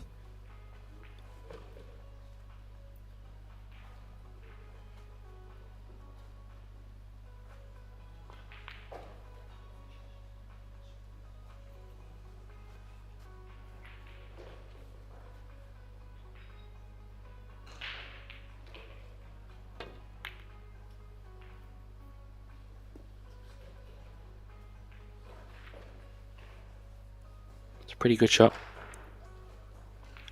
think he's definitely covered the one, and from that distance, it's pretty good. He could probably bend it a little bit, try and catch it from the short rail, maybe from behind, but you might lose the cue ball. Don't think he can get right behind the one this way. That's what he's trying. Yeah, I don't think that was on completely. And he has left a shot here on the one. Don't think there's a 2-9 combo, and I think it's blocked.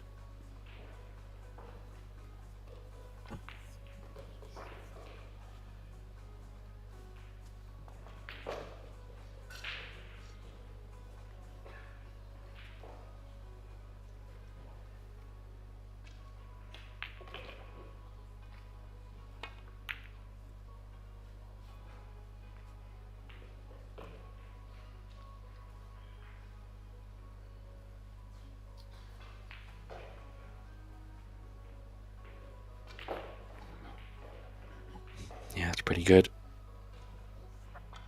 Asking the referee just to come and have a look at this shot, because he can go from the bottom rail. He can also go from the side rail.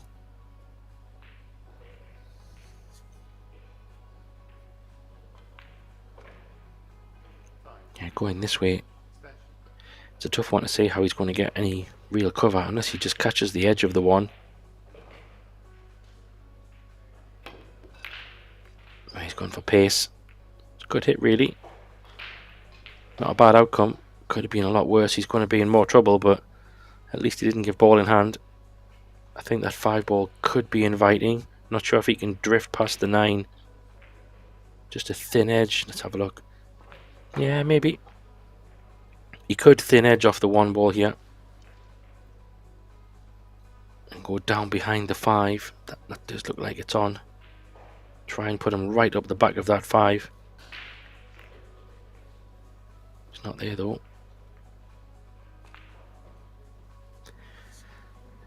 Yeah, he should have really been below the 5. Don't get me wrong. Still not a nice shot to be faced with, but he's not completely hooked, so could probably just bend this a little bit. I even had to jump it a little bit. How's the luck? It's not awful.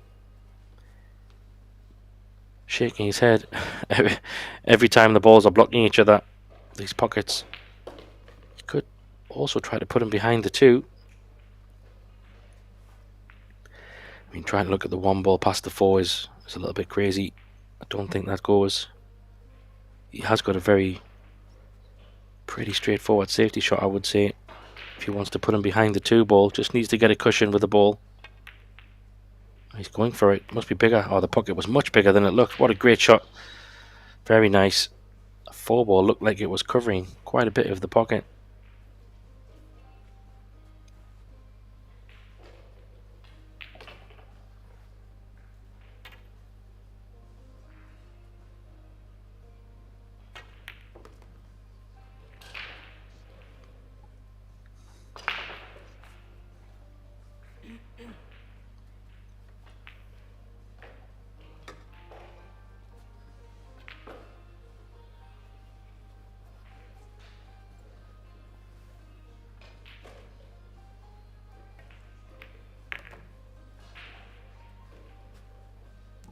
Yeah, great chance here to get back to 4 apiece.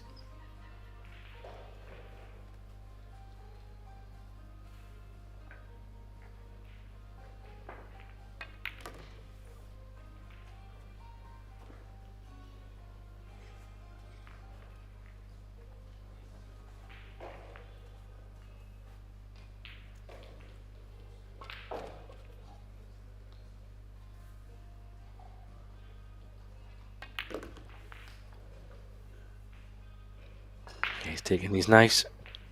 8 ball does go down past the 9. Can also play it in the side.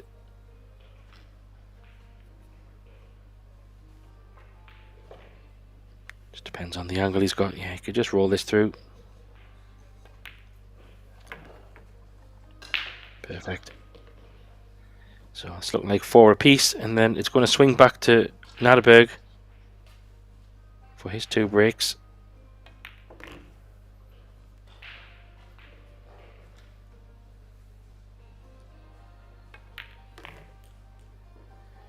Yeah, nicely done. That was a great 1 ball. Very good 1 ball to open his run out there. Took some nice balls. Starting to get a little bit of confidence, a little bit of momentum. Seeing a few less mistakes. A little bit of a safety battle. I would say it's pretty even in the safety battles. But that one,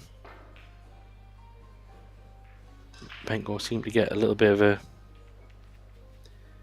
advantage on. So 2 breaks now coming for Carl. See if he can try and get a break and run himself.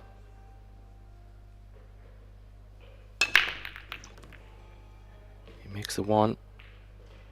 And that's it. A legal break. Is he going to be able to say the 2? That's the question. I think he can.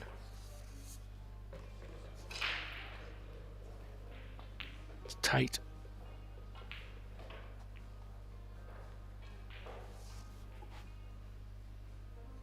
Yeah, it looks extremely tight.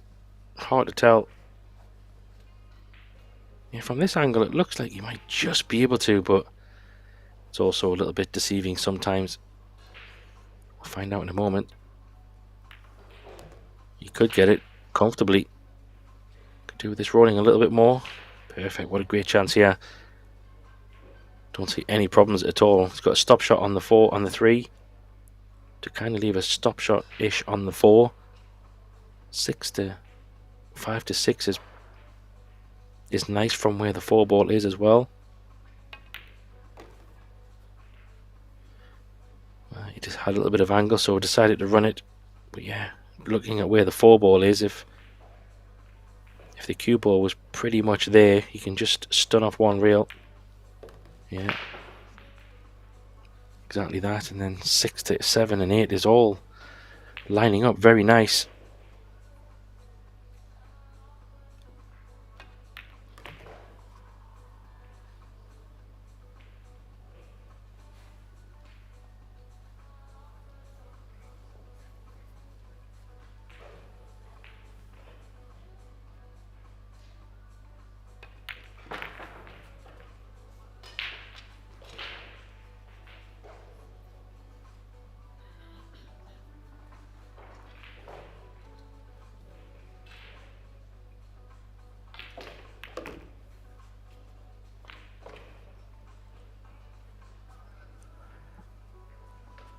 Yeah, and this is where the illegal breaks can punish you.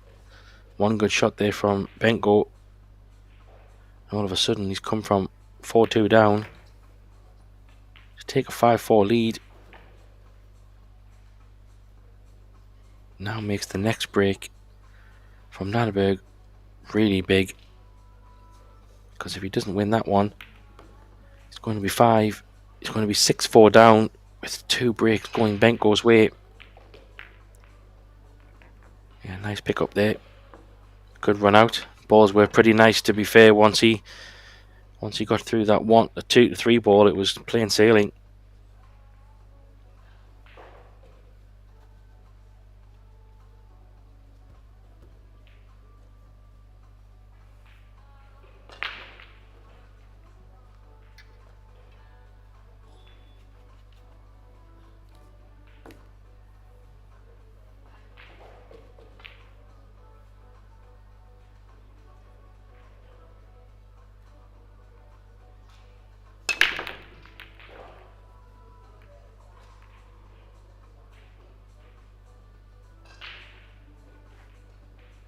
It's going to work out okay.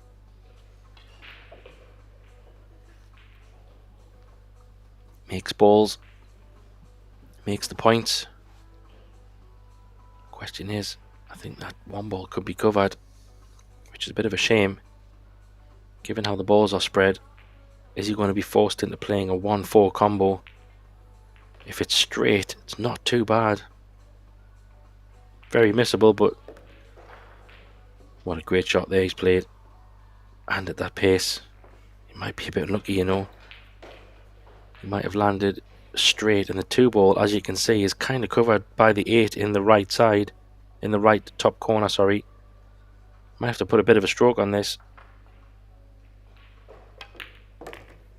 Yeah, he's going back up for the centre pocket. Needs to slow down. Needs another shot. He's going to have to play it in the side. This is one of them. Does he try and punch it down and flirt with the traffic of the 9 ball and the 7 ball? Or can he draw it into the side? Don't know if he can. He might not have the angle. He might have to go down the table and back up. Hard to see from here. Let's see how he addresses. He might be able to dig down. He's going for it. Big draw into the rail. Yeah, he was able to comfortably hold it. Very nice. It's turning into a bit of a battle, this.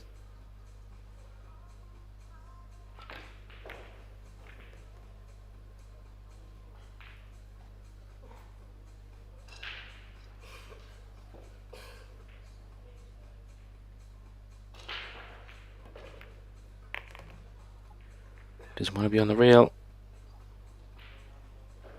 It's a little bit careless. The good news is he might have a little bit of angle. I mean, he could just stop shot there, really, unless he wants to run through a couple of rails.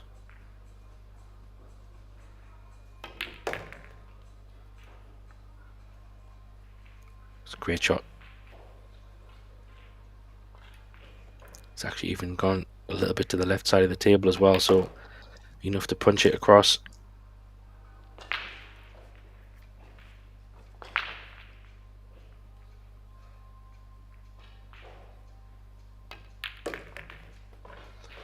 Very well done. And we're locked in again. 5-5. Very little between them at the moment. You can see how this match is going to go. Could this be a hill-hill match? Back and forwards. No players able to get more than a couple of racks ahead, so these breaks are now going to be even more important, especially as we get close to the hill and getting close to that finish line.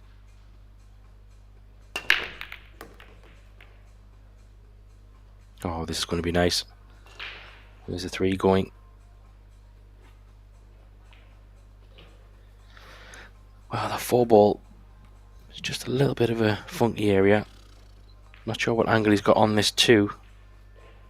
Look straight. If he can pull it back just a little bit higher than where he is now,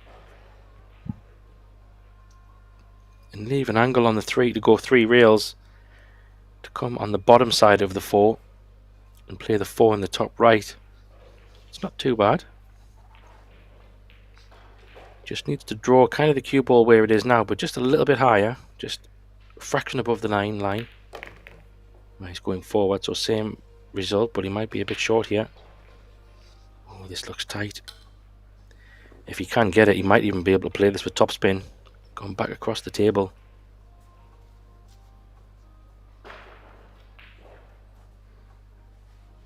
He's looking below, so that tells me he is going back for that option.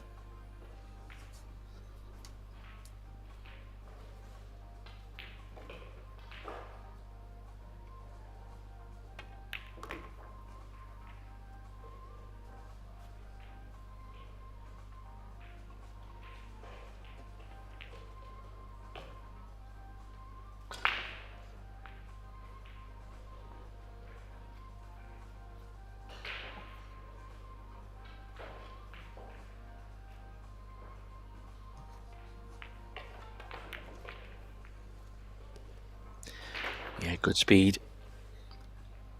Benko's getting a little bit of momentum here. Breaks seem to be working. Shot selection.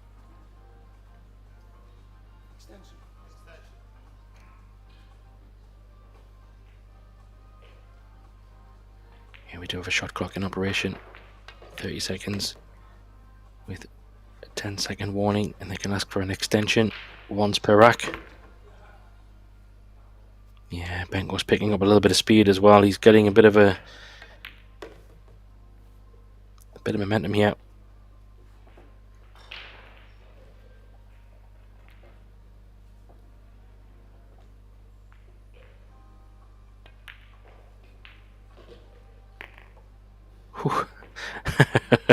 He's watching that one. That nearly any harder, that might have stuck up, but it dropped. Takes the lead again, 6-5. And this rack is becoming very, very big.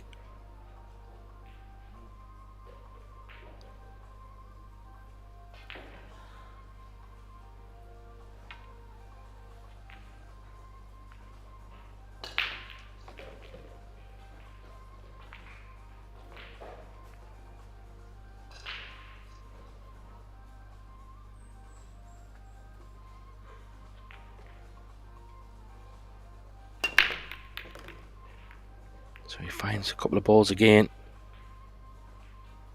This time, not as easy opener as he had in the previous rack.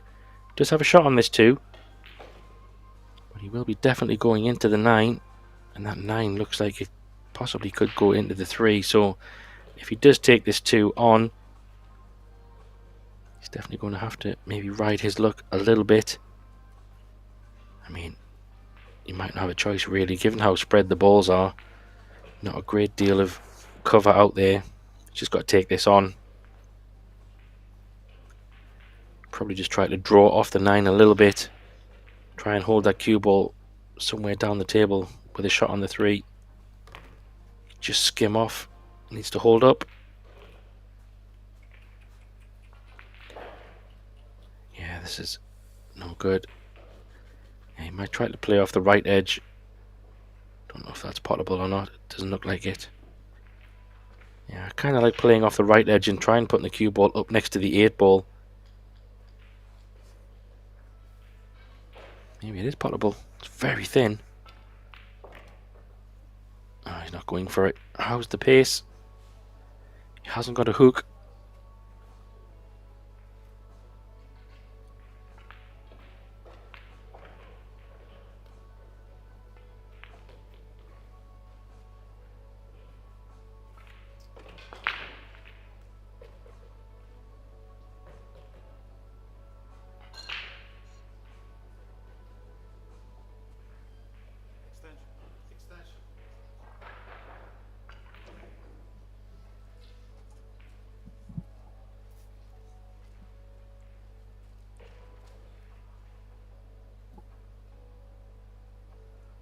He can play into the 6 here if he wants. There's not really much in terms of places to hide. He's trying to double up. Ooh, I thought he was going to double kiss and scratch. Where's the cue ball? I thought it was going to drift back behind the 6 ball there. So he has left a shot. But cue ball control is not ideal.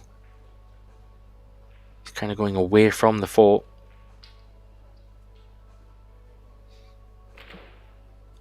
Still might be forced into playing it, just because it's not really a straightforward safety unless he wants to try and double the 3 back down again.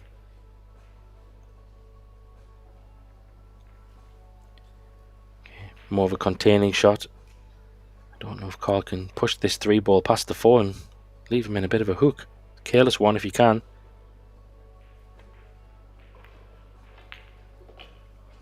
Yeah, I don't understand that shot from Benko.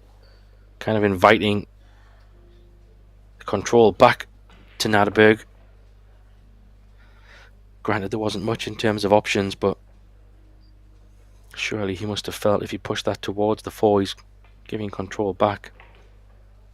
I mean, he could have even went for the pot and then played safe on the 4, maybe.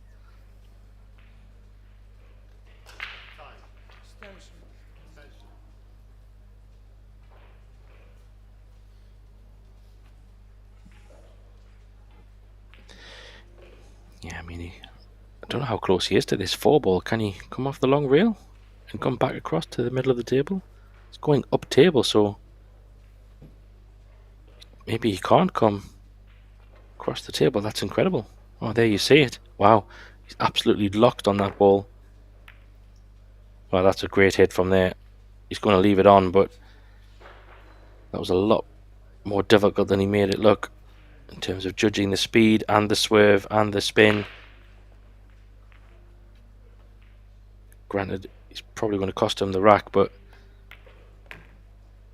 probably have to say maybe a little bit self-inflicted. A little bit of handpad cueing here. This puts a little bit extra pressure on. Just push it through. Needs to leave an angle on the 5 to come back down table. That's why he chose to play it this way. I don't blame him. A little bit thinner than complete comfort.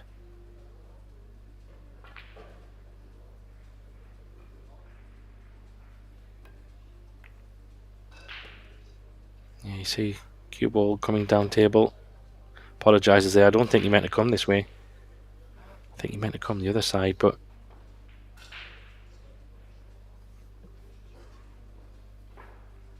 he will take it.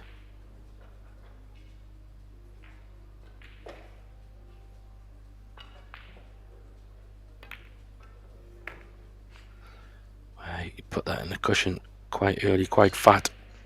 Still went in. That's why he's lost the cue ball a little bit to the left side of the table. Still okay, but didn't pot that 6 ball as clean as he would have liked. He's played that well though. Very nicely done. Back 6-6. Again, nothing between them two. Keeping it tight.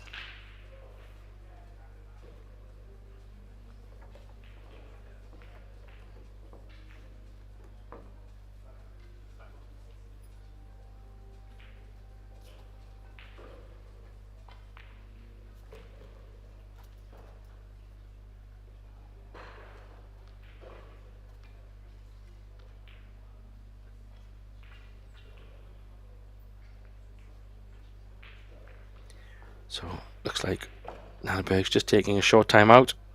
We'll do the same, and I'll be back in a couple of minutes to rejoin this match to a exciting conclusion. Back in a moment.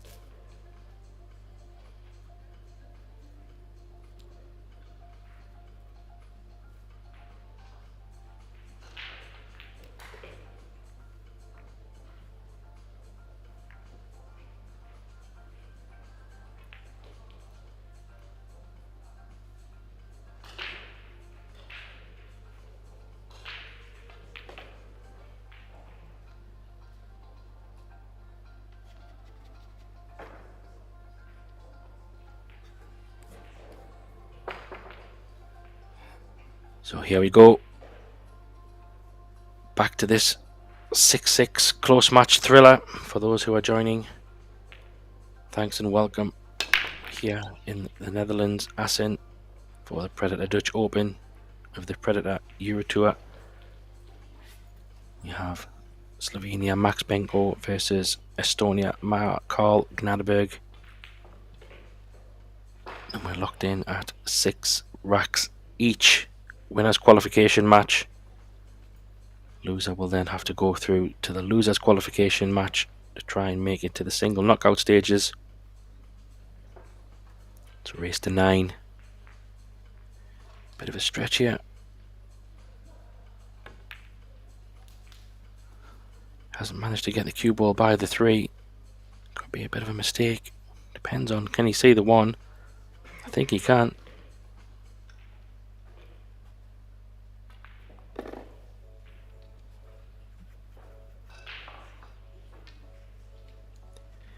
There you see it. Needs a bit of a shot on this.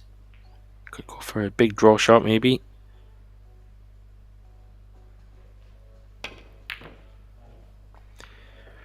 Well, was a good effort. He's got second prize.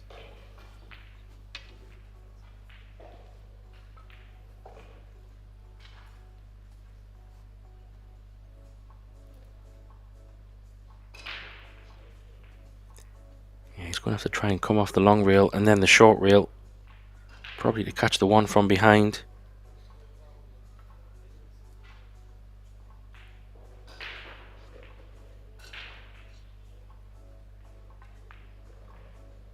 Oh, it's tough to know exactly how these are going to end up.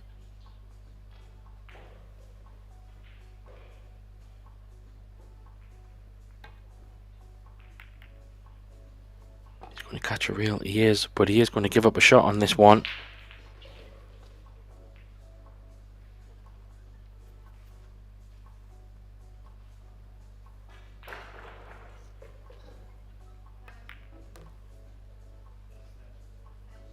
So, chance here for Karl.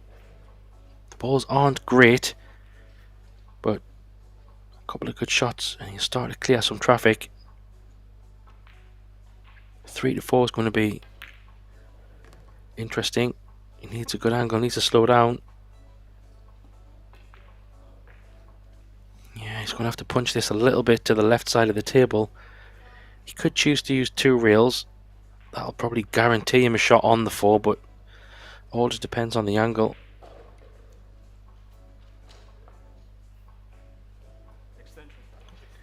Yeah, where he's putting his cue. He's going to kind of come in at that line. I don't think he's going to come as close to the 8 ball, but it's risky if he flirts with danger, the 8.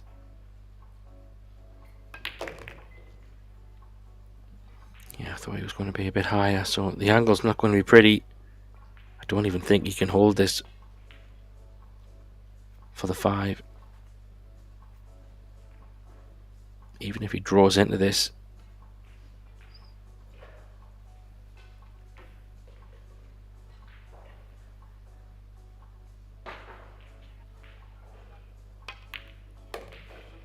Wow.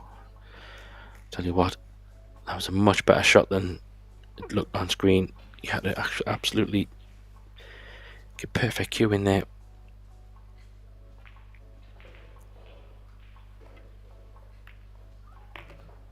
Needs a bounce. He's got one.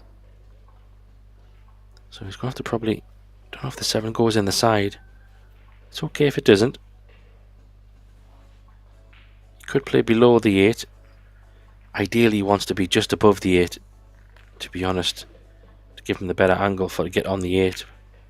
But he's decided to take the lower one. That would tell me he's going to go into the 9 maybe.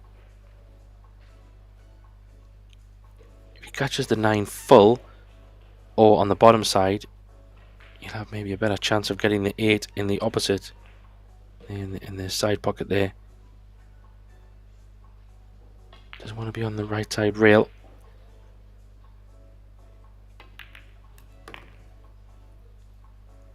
I think he thought he might pot the 9 as well.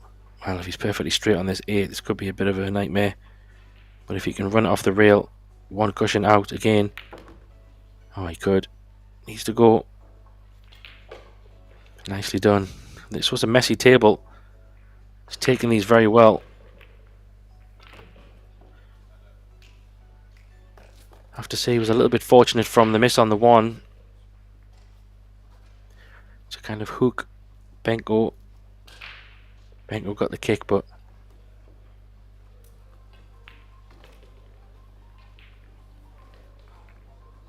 (7-6) to Gnadeberg. I think maybe Benko is now taking a timeout, so both players are entitled to timeouts. Interesting that they're taking one straight after the next rack.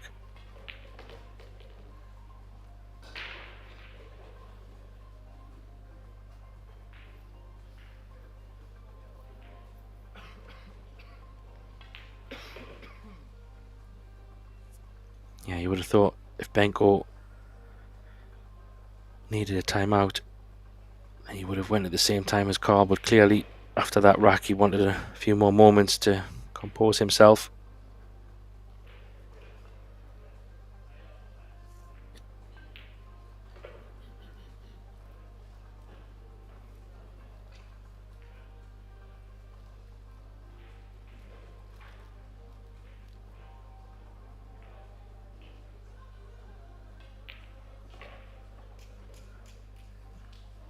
Yeah, this match has been pretty close all the way.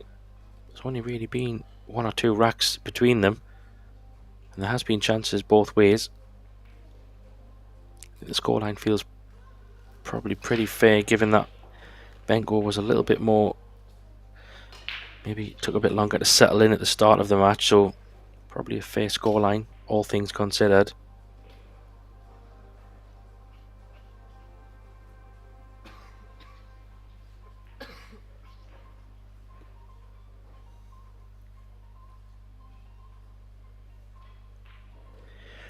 But yeah, plenty of pools still to come. We have the women's coming up as well tomorrow, and then the European seniors next week. We will have that kicking off as well. Plenty of pool coming in the Netherlands.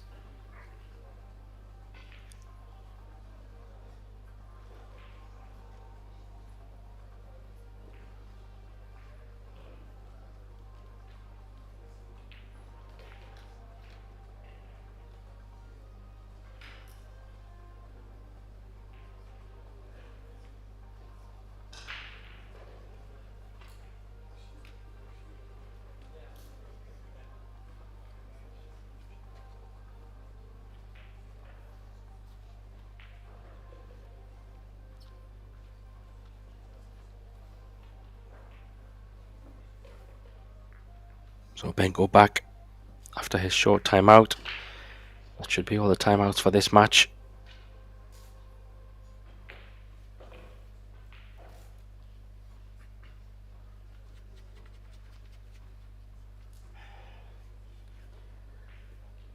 So second break for Gnadeberg.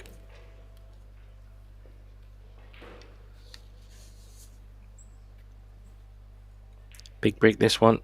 Try and get on the hill.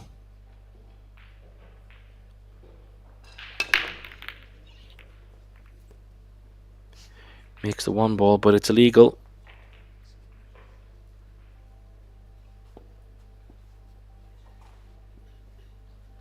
Didn't get the wing ball. So a chance for Benko, and he's got quite a nice angle on this too. I think Gnadeberg will be a little bit disappointed there. Would have loved to have been at the table now, given how the balls are. Oh, he didn't want to play into that. Bit of a mistake that. Still can pot the three, but cue ball isn't going in a favourable direction. Yeah, the only shot I can see here is play a bit of a draw shot on the three to try and draw off the side of the 6 ball and maybe put the cue ball on the long rail underneath the 4. That would give him a shot on the 4 on the top left. kind of just, yeah, drag the 3 ball off the 6. Sorry, drag the cue ball off the 6 ball. Try and get it under the 4 on the left side of the table. Yeah, I forgot about the 3. Got the cue ball where he wanted it. He was focusing so much on the cue ball position that kind of forgot the 3. He gifted a chance for Gnadeberg to get on the hill here. He's got a bit of angle on this 3 as well. Needs to go. He's played that well. 5 to 6 is probably going to be key here, because I can't imagine him not to be on the right side of the table from this 4 ball. It's just about the angle on the 5. He's going to hit that by quite some way. The only blessing is 5 is extremely thin. However, it does look a little bit natural to come down for the 6. So even though he's underhit that by quite some way, when he snicks in this 5, the question is, will he come inside the side pocket or will he go above the side pocket? He might, if he plays it with a little bit of left hand spin, he might even avoid the side area altogether. See how he plays it. Yeah, he's played it with a little bit of side, so even though he underhit that, it worked out quite nice. He's straight on this. Looks pretty straight. Might have to draw this off the back rail, off the long rail. Kind of put a bit of a stroke on this and come back across. That's what he's tried. Oh, he's played a great shot here. Is it going to get there? Oh, let's see. Oh, wow. I don't know if he can pot this. If he can, it's even thinner than the 5 a moment ago. Yeah, this is not nice.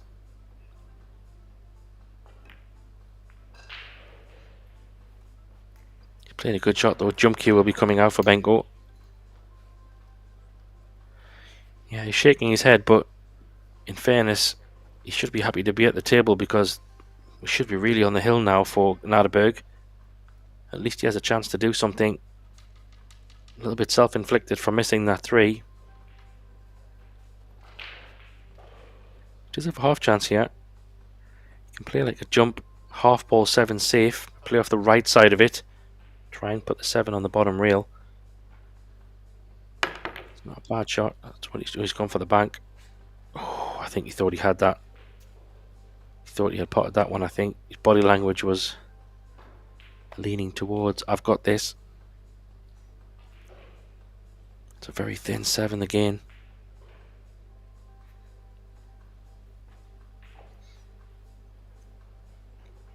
Might be a little bit fortunate there. I don't know if he can cut this in. If he can, might be going into the 8 ball. It's that thin.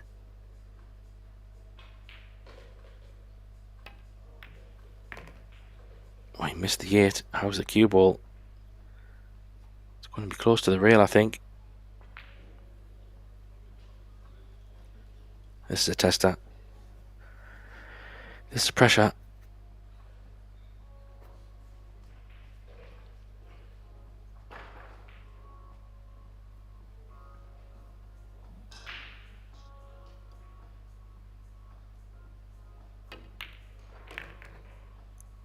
Wow, that was a great shot.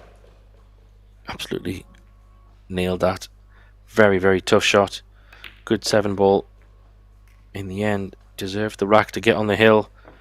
It's leading 8-7, just 8-6, sorry, just one more to get into the last 32.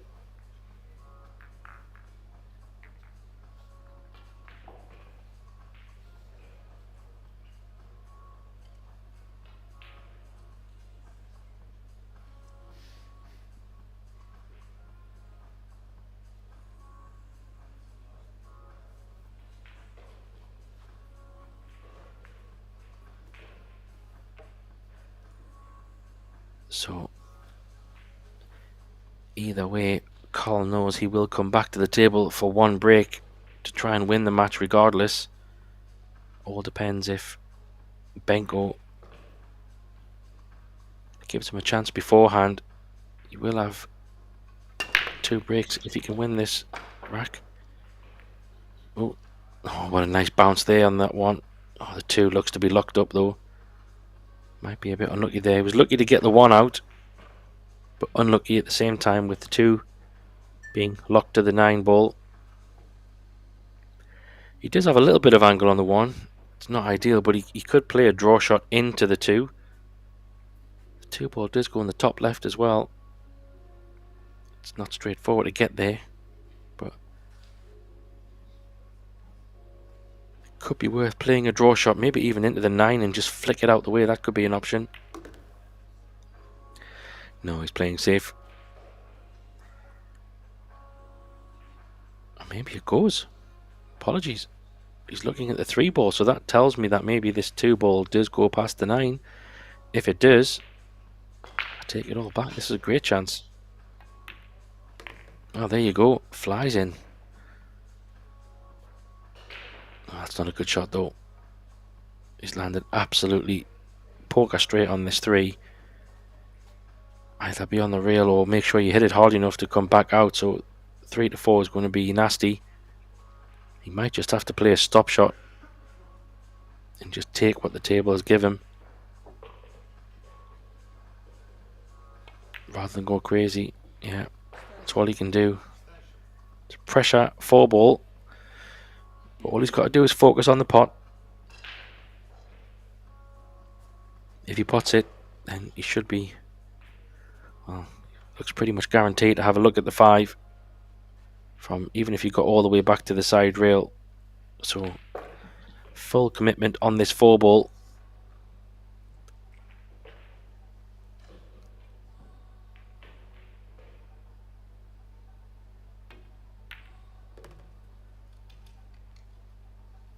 Cute, that lovely. Very nice.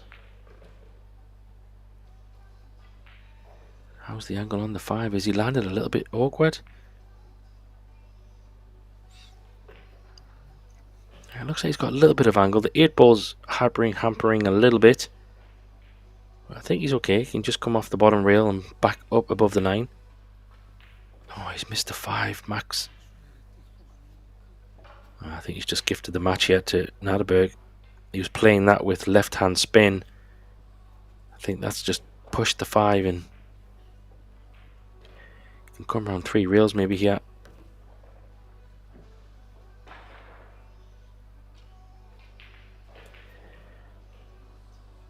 Well, he's got a similar shot. Can he punch this off 2 rails maybe? Or can he come above the 9 off 1 rail? He's tried to punch it. He's played it pretty well.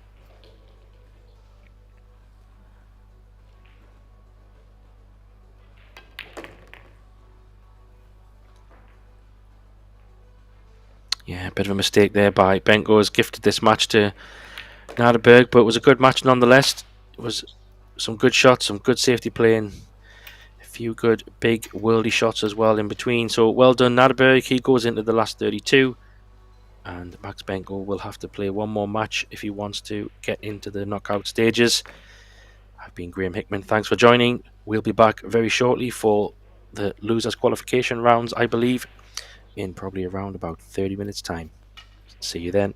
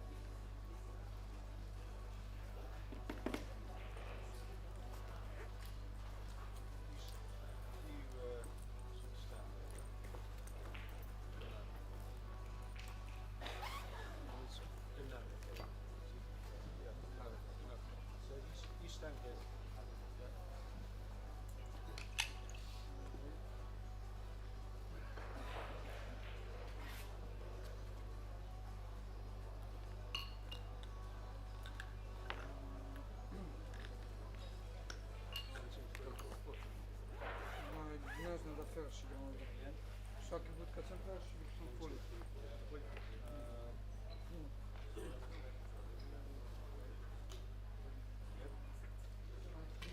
with another rising young star of European pool, Estonia's Kamui.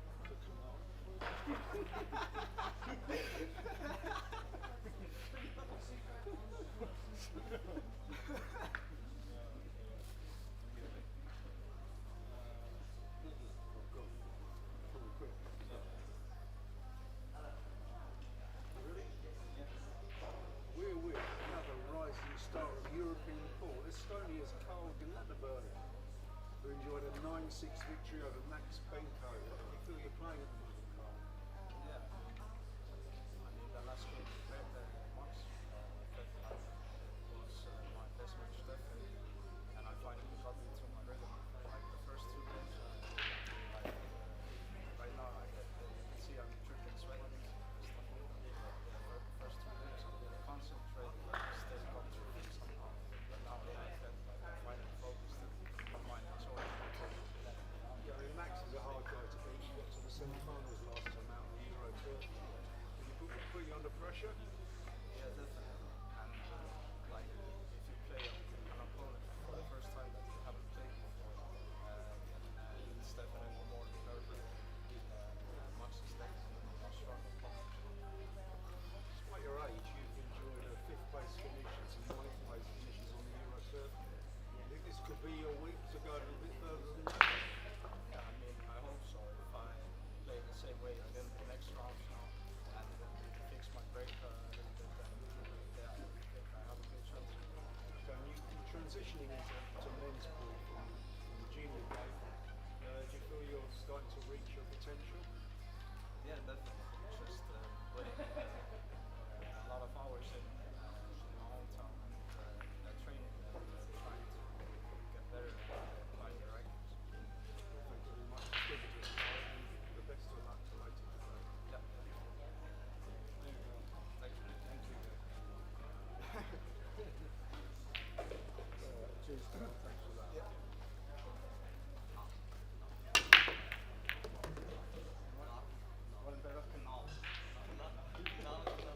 Still there.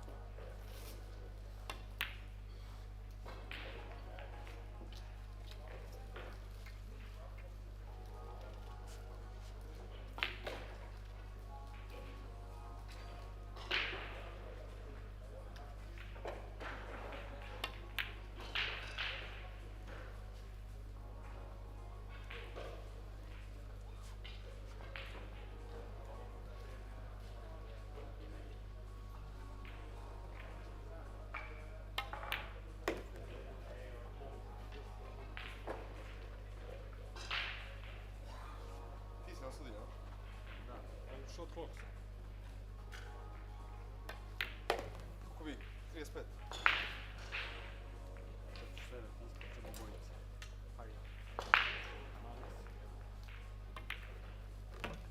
So you will play on shot clock all the time. I will be sitting over there. If I am fighting to fall asleep, then I will stand up. But I won't fall asleep. Okay, so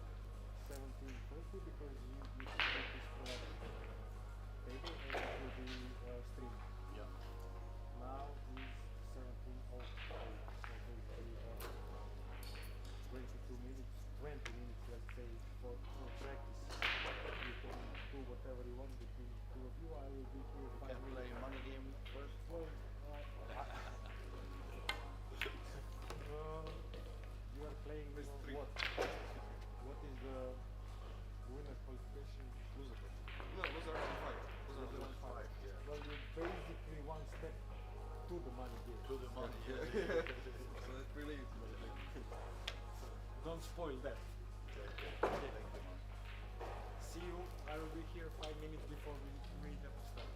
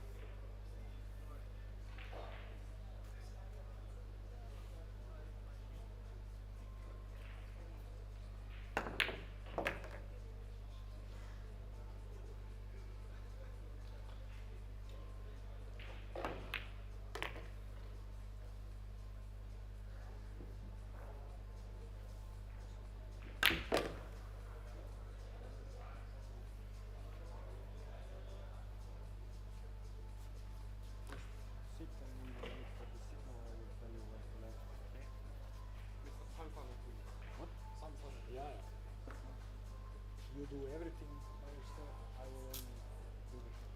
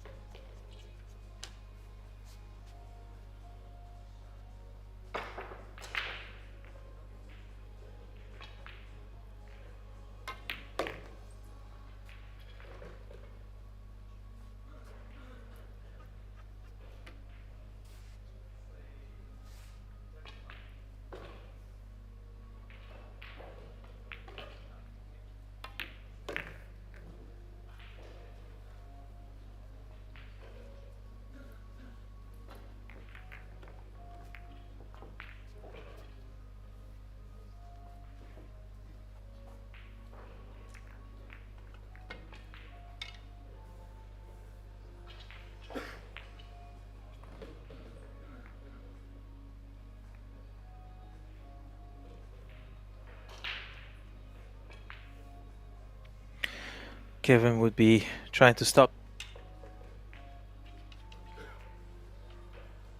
You don't want your opponent to have a bigger lead than usually 1 or 2 racks at best.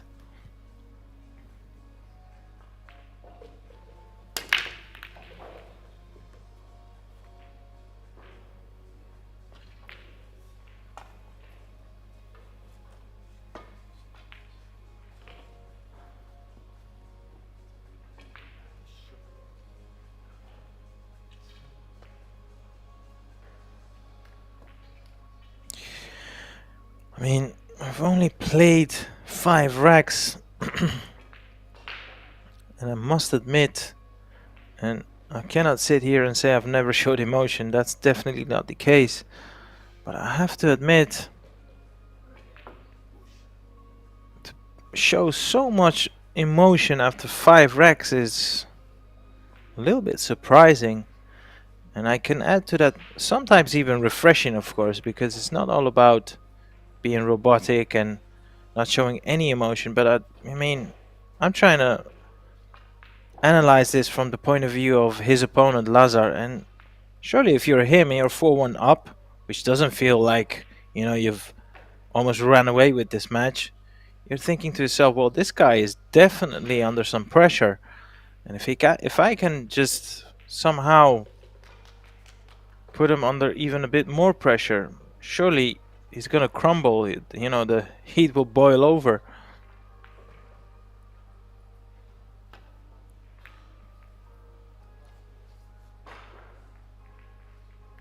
That, however, was a very impressive reply. Not a lot of room to work with.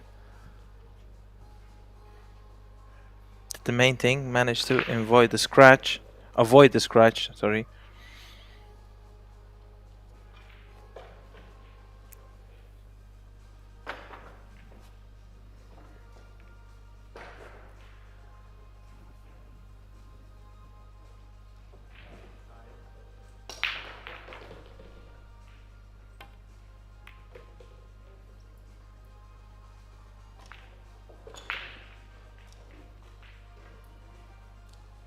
This rack now has well and truly become a puzzle.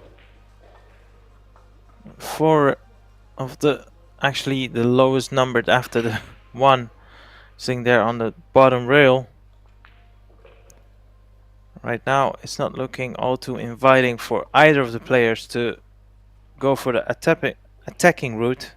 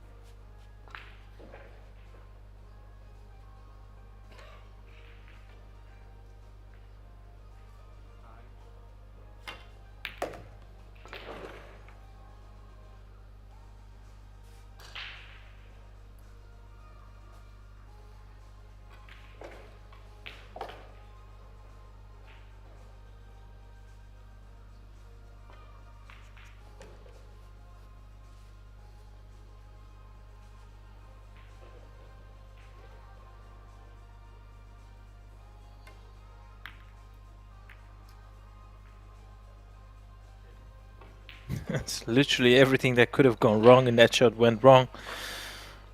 It's pretty much within one bad execution just open up the pathway for this rack.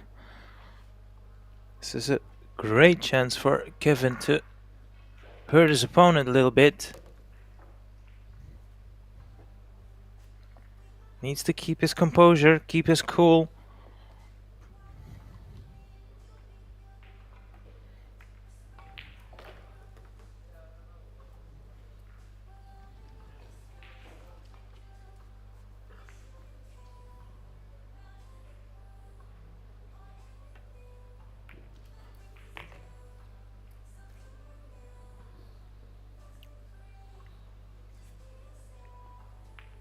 Don't know whether he can use the side rail as well. Just make the positional side of the shot a bit easier. Had too much angle for that to do so, so likely to go up and down.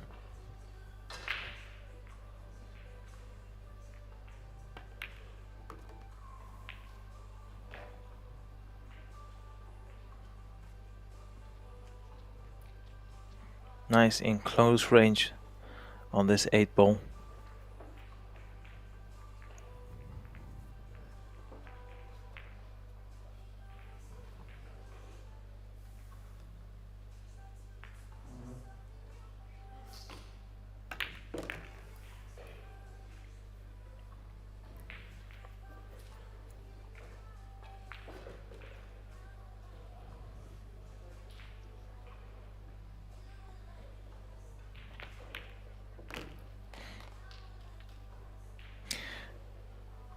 Puts the 6 rack on his name, reduces the deficit. It's very important that you stay in touch with your opponent, make them feel your presence. Don't take your foot off the gas pedal right just yet. Lazar in a previous rack with a uncharacteristic mistake.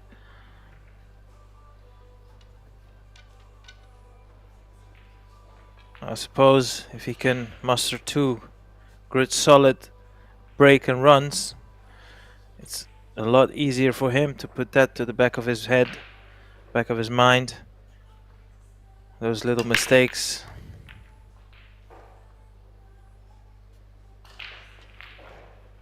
Yeah, you can see the one. All right. Once again, of the 2 players, he's by far had the better layouts after the break.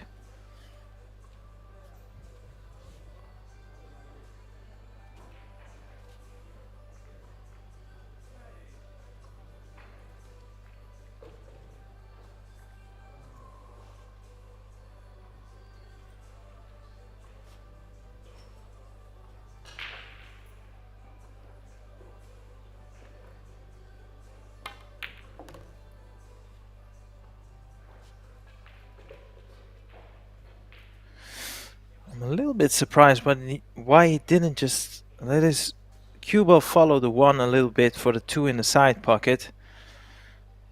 This way, I mean, of course he had a little bit of angle, but it's way too high on this 2. Can't avoid running into the 3.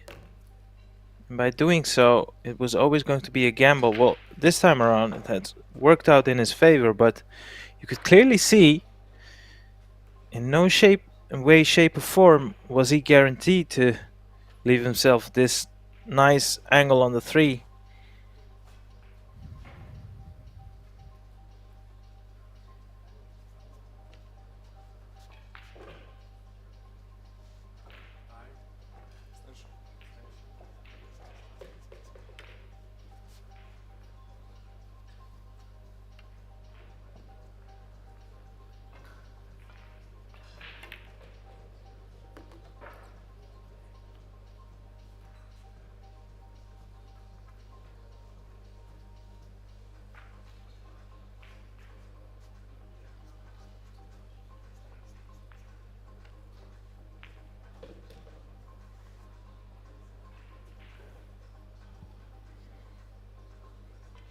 Preferably wants to stun back out in the open. That is the easiest way to go back towards the 7. You could opt to play for the 7 into the side. As long as he lands anything close to straight on the 7, he should be fine here.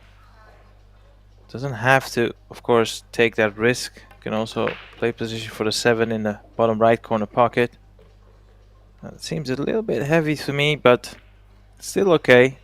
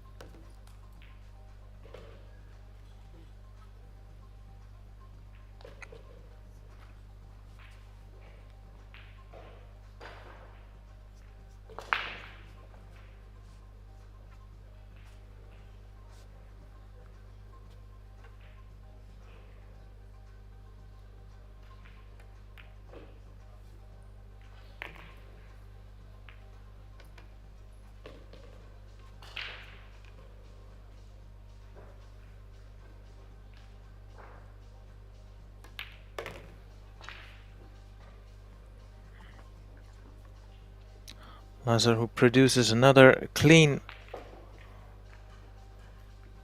break and run, gets a chance to repeat that feature just a moment ago.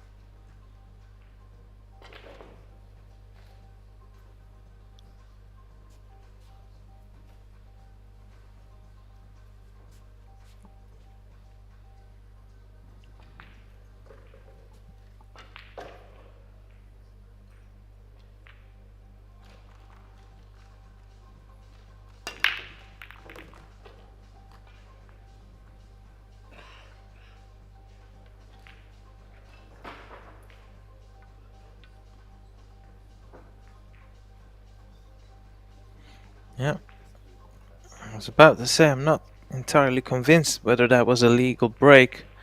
Doesn't really matter, of course.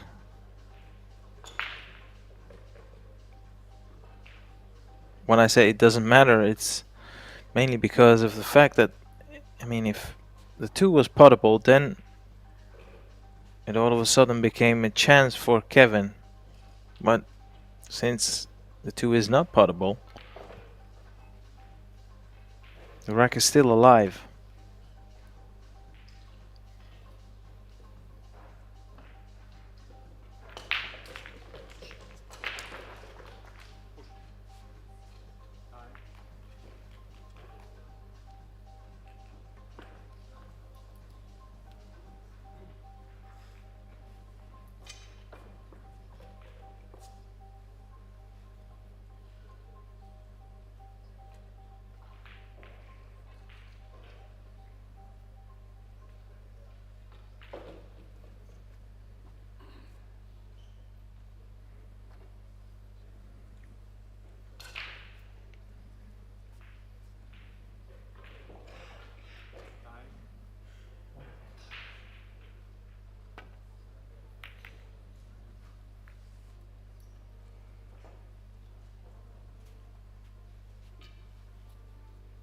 Well calculated, that collision, the 2 into the 4.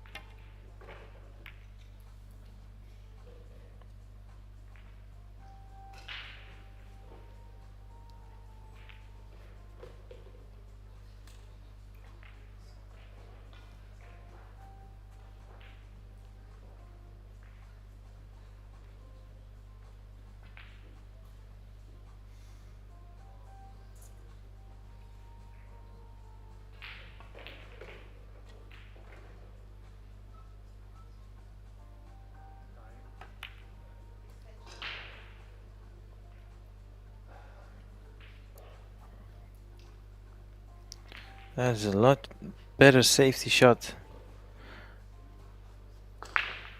by Kevin there. Just ask the referee to keep a close eye on this.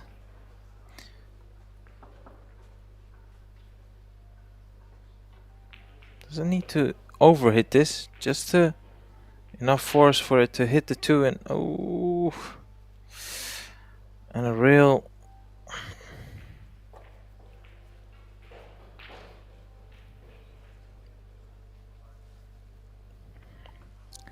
so I guess it won't come as a big surprise for you guys.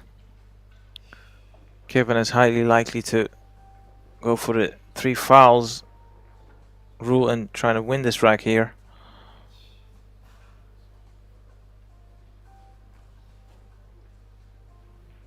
Needs to hit a rail after this, of course, after making contact with the 2.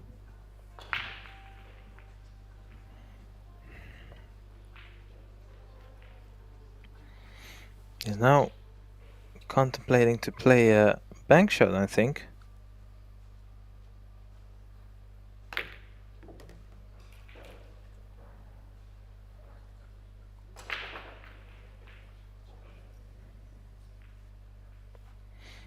Well, if he can apply himself on this 4 ball, this long pot on the 4, that's the key to the victory in this rack. Keep your head and body still on the shot. Push through, just like that.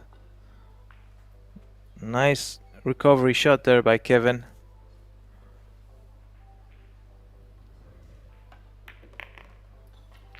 Wasn't 100% confident in the safety option.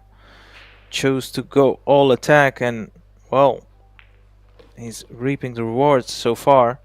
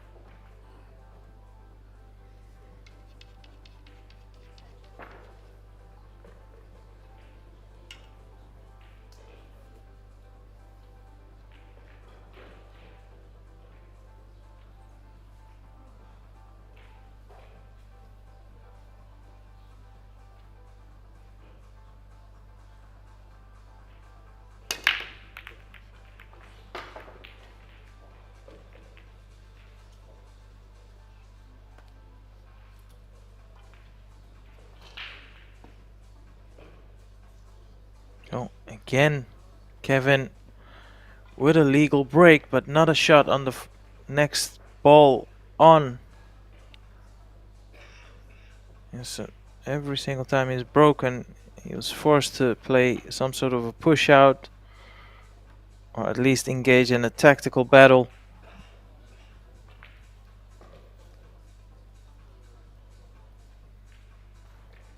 Of course, it is for whoever has played long enough pool and 9-ball part of the game. It is exhausting, of course. Yet it is. Yes, it is. But it's just something you have to take on the chin. Not let it phase you. Not give your opponent any encouragement in terms of body language. Once your opponent can sense you're slumping your shoulders, you're overreacting on the basically what the table is presenting you, that in itself can fuel your opponent. But having said that, he's played a okay snooker. Of course, his opponent has to jump here, but with the 8 and the 2 being so close to the corner pocket,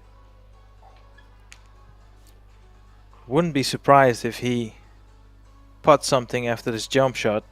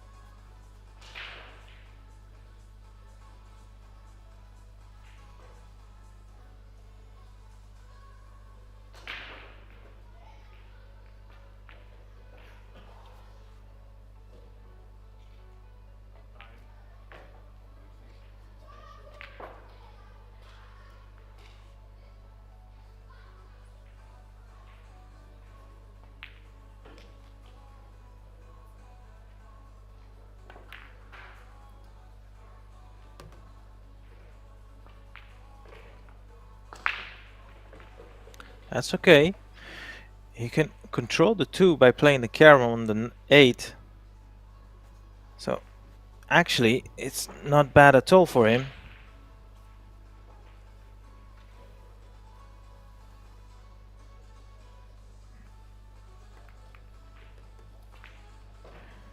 Not so sure why he felt like he had to implement some side spin.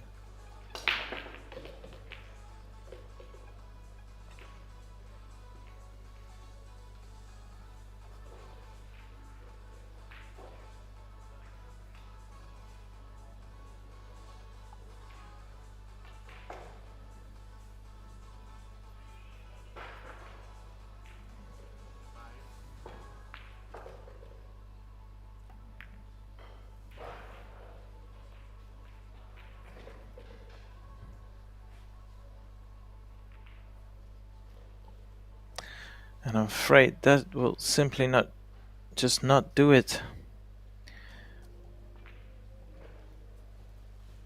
Felt like a tactical error, that to me.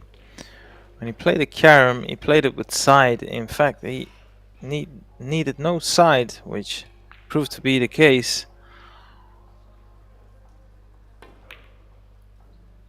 And now he finds himself in this situation. And the 2 being wide in the open, you would expect Kevin to hit the 2, but as is always the case when you're snookered, can you hit the ball and get it safe?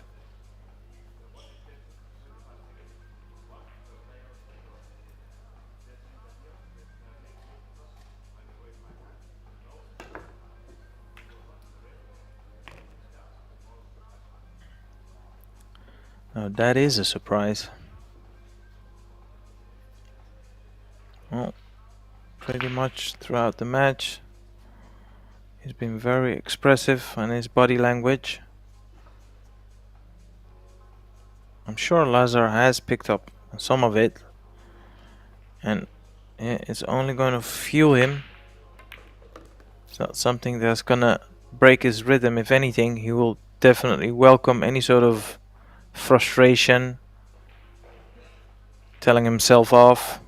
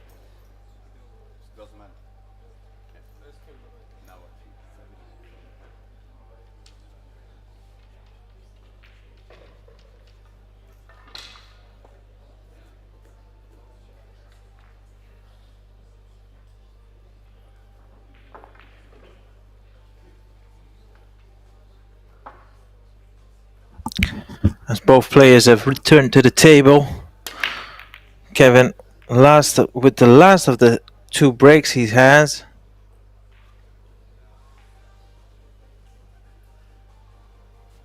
And again, another successful break. I suppose the only good part in this scenario is the cue ball, and the 1 seems to be absolutely dead on, no angle whatsoever. So he's very limited, of course, with his cue ball. He swiftly had a little look on the 5 that could operate as a big pocket, as we call it. He can pot the 2 off the 5 if he wishes to do so. I mean, he can also take on this long straight pot on the 2,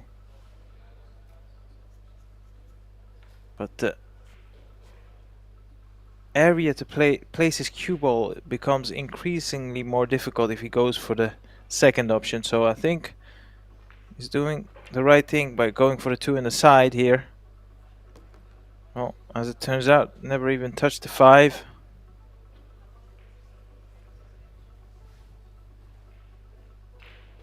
And if he can nick this rack with 2 breaks coming up, even if he only converts one of the 2 breaks, puts himself on the hill, hard to deny from that point onwards.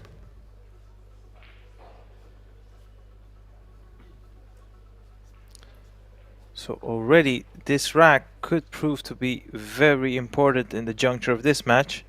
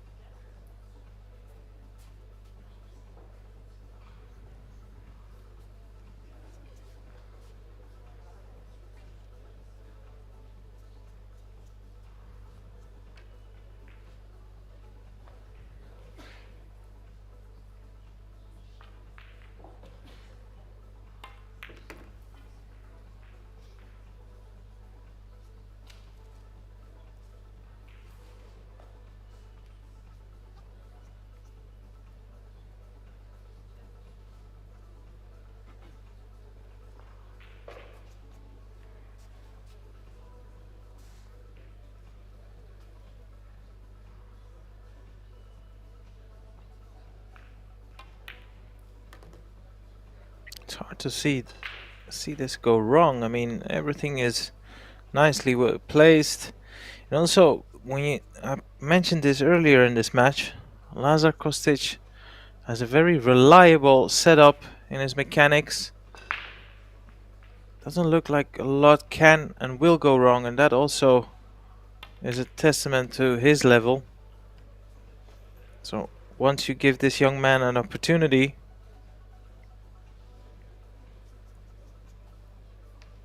better not get your hopes up that it's gonna slip up.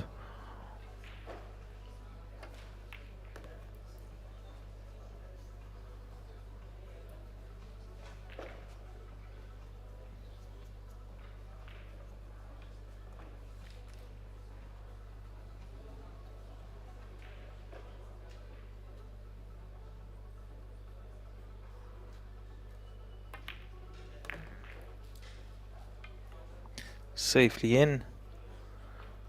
Now Lazar Kostic to break twice.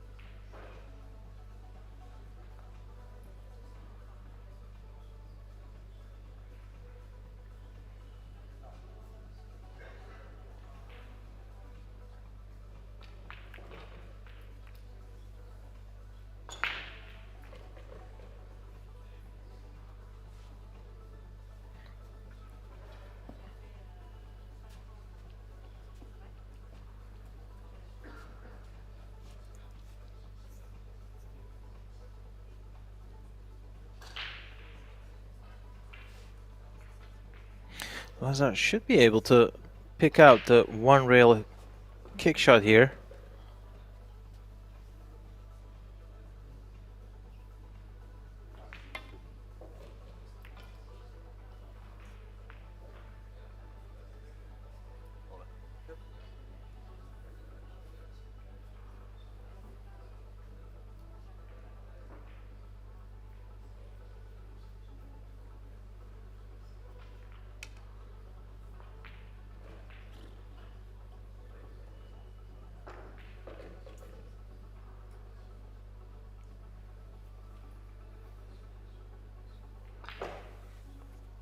The most obvious problem this rack is presenting to both of the players, or in this case Kevin, it's the 5 ball.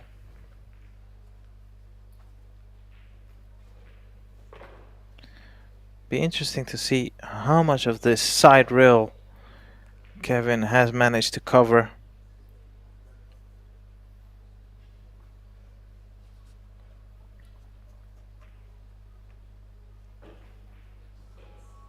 I'm not too worried for Lazar not being able to hit this tube. The only thing that could go wrong is the cue ball will scratch bottom right corner pocket.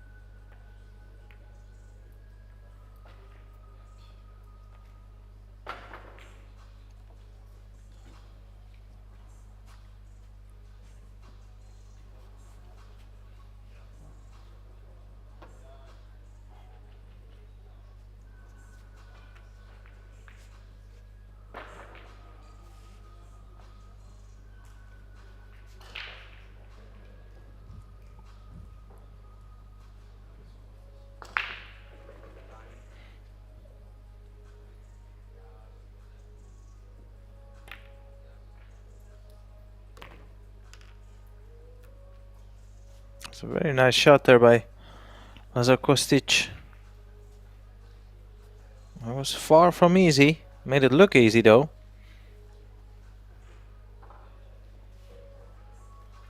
If he can navigate this cue ball from the 3 to the 4, and the 3 is not entirely unmissable, this could be a great chance to put himself on the hill. Safely in. Nice in straight onto the 4 ball. Actually with a little angle. That way he can attack the 5 to play position for the 6 in the side pocket. It's looking good now.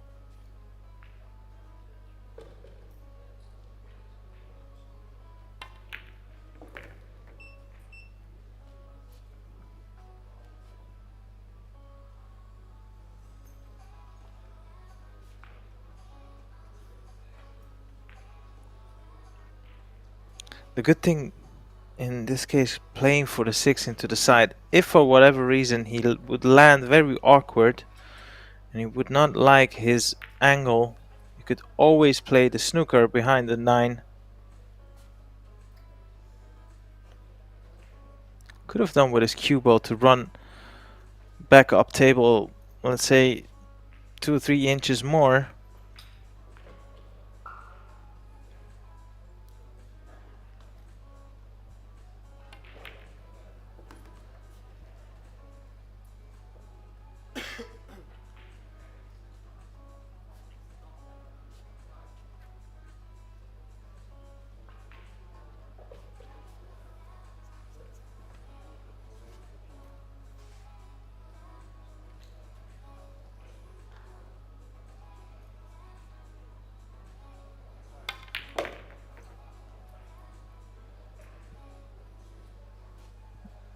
Look at that for a shot. Play to perfection. That should seal the deal. A3 up. 5 up with a possible 6 to play. Who wouldn't like that odds?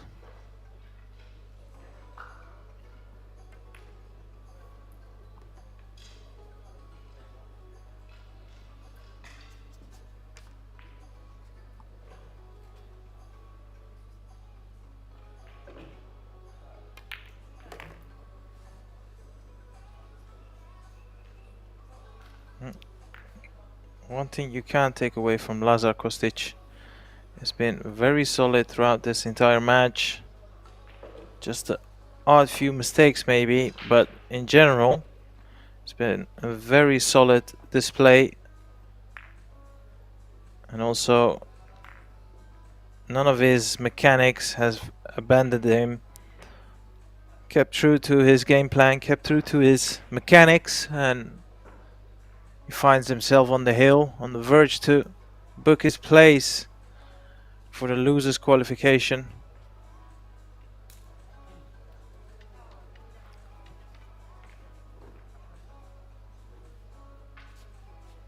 He'll get the chance to do right here, right now, on this final of the 2 breaks he had in this inning.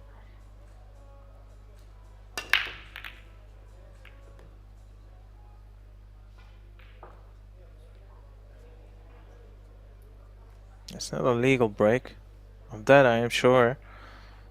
So maybe you'll have to wait a little bit longer. And when you look at the layout, nothing difficult for Kevin, but somehow he's still shaking his head. Don't know whether he was expecting to get an even easier putt on this one.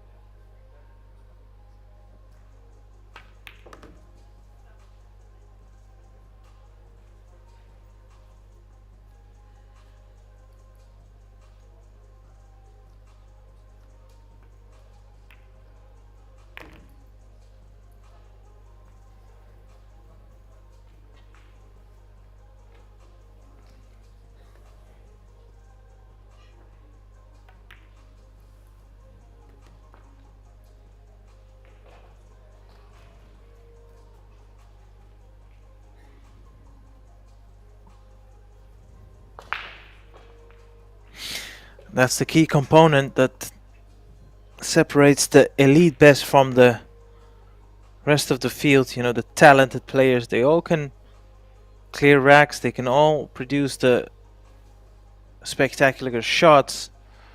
It's the one component which is a lot tied with the mental side of the game. It's all fine when everything is going well and you're being the hammer, but can you be the nail when the time comes? Can you take it and still keep driving forward?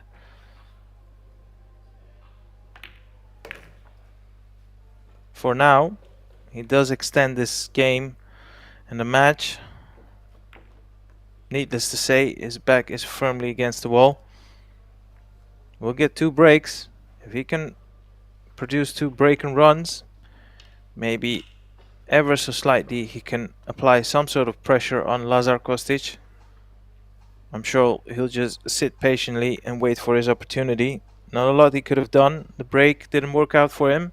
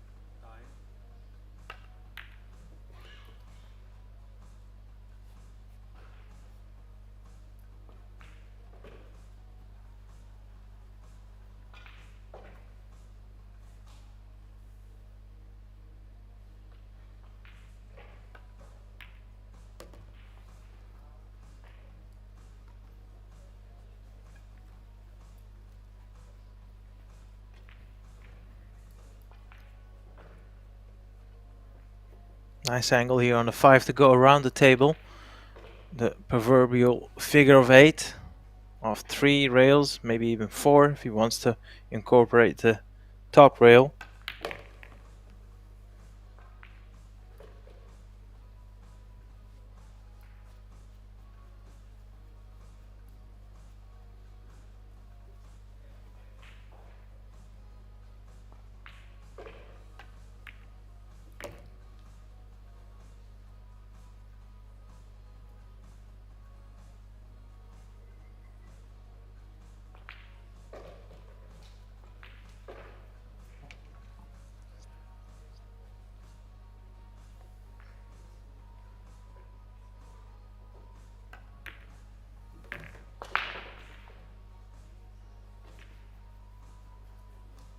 It's funny how oftentimes you see a player open up the game when the the match seems more or less unsurmountable, and all of a sudden they start to produce some of the best stuff from their point of view.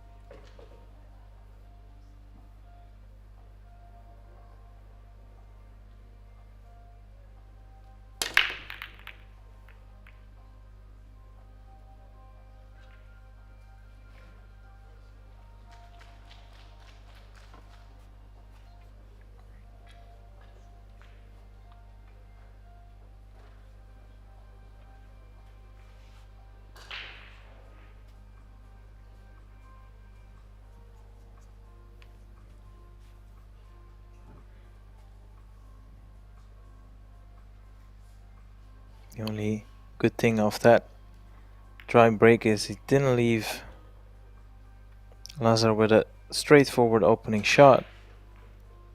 And I think Kevin can see the left side of the 1 here.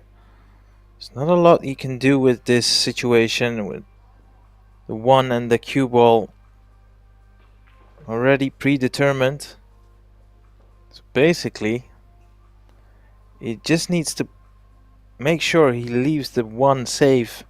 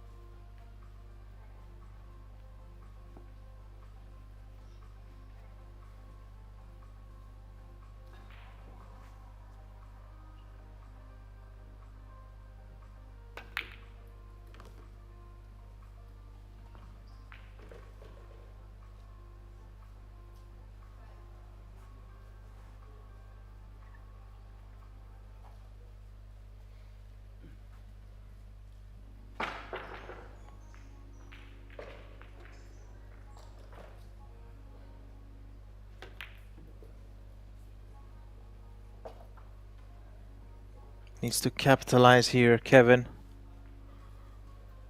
If he wants to keep any sort of hope alive.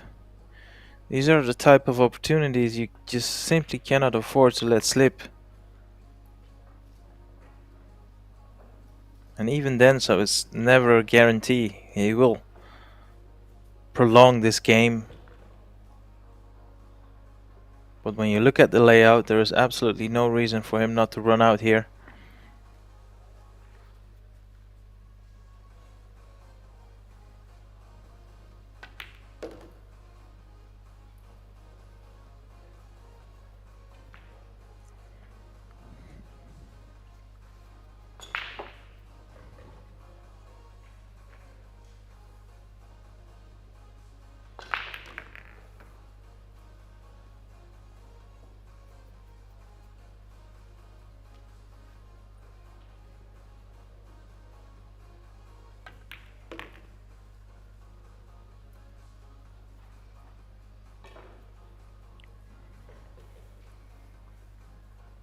Just a gentle screw back here would do the trick.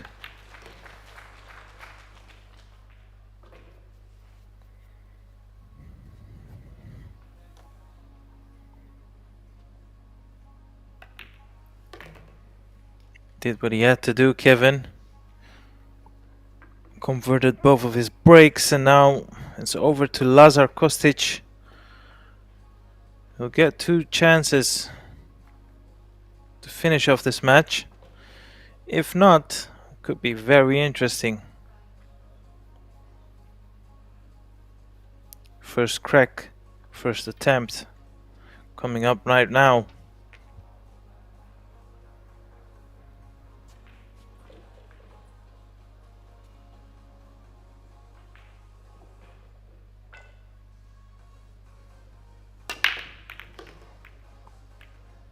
This cue ball is close. It is a legal break, of course, but it's hard to see the opening shot here on the 1 ball. So highly likely he's trying to cover and hide the 1 ball behind the 4 and the 5 possibly, and send his cue ball downwards. Use the other balls to snooker his opponent, or maybe he's keeping it simple.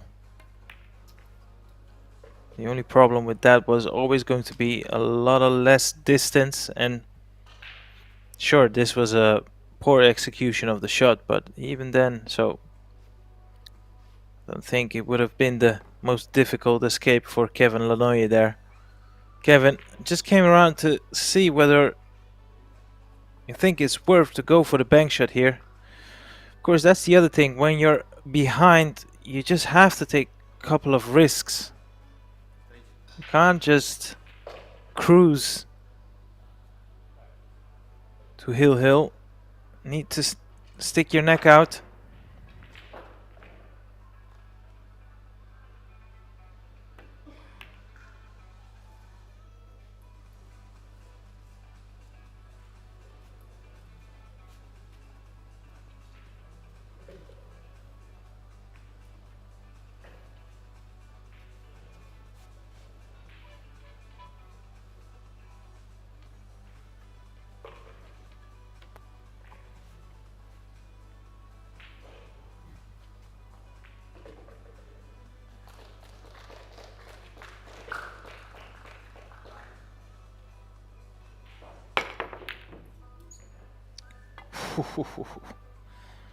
I mean, how that 1 ball did not go in is a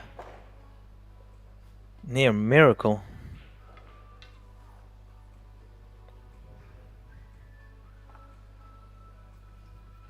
Time to step in from Kevin here.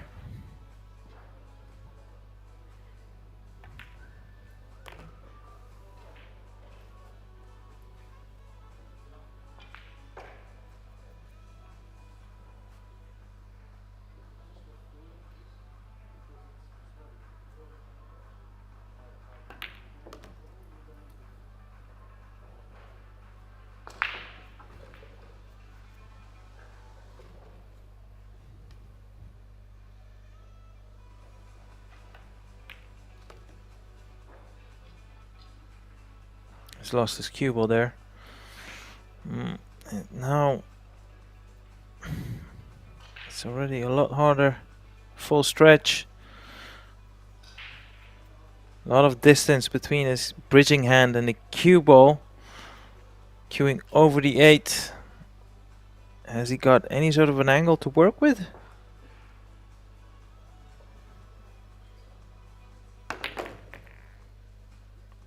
Yes, he had. And all things considered, that was a very good shot. Doesn't need to do a lot with his cue ball, just roll this 6 ball in.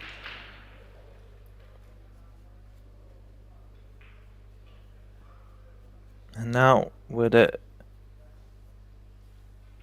great prospect for this match going to 8-7, all of a sudden there is a bit more pressure now on Lazar Costic. Let's not forget, he will get another break after Kevin manages to put these last 2 balls. So it's still within his hands, within his reach. But also Lazar, who has been very solid throughout this match, running out of time now to put his opponent away.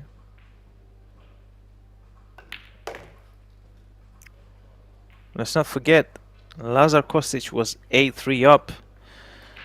That gap is now reduced to 1 rack.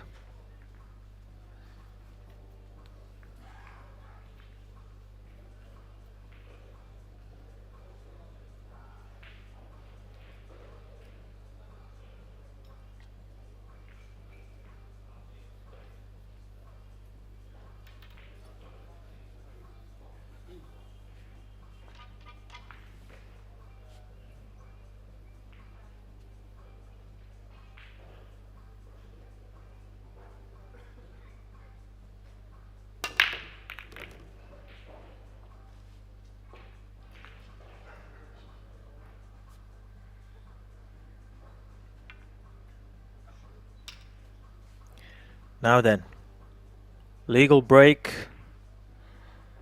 Nice easy opening shot on the 2. That's pretty much all he could ask for. Can he keep himself together here? Finish off this match. It's not looking pretty for Kevin if you're approaching this from his point of view.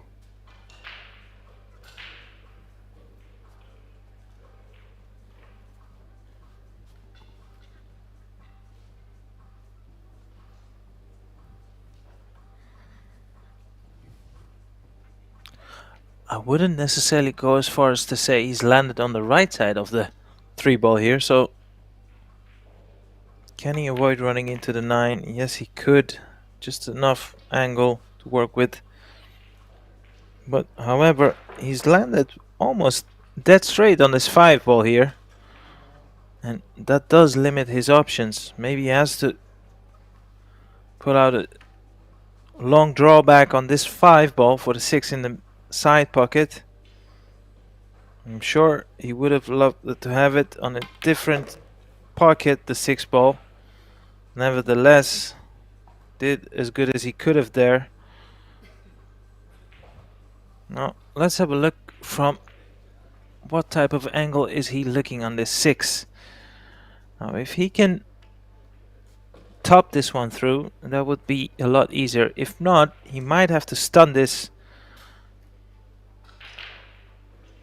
Yeah, off the left side of the 9. That was nicely played.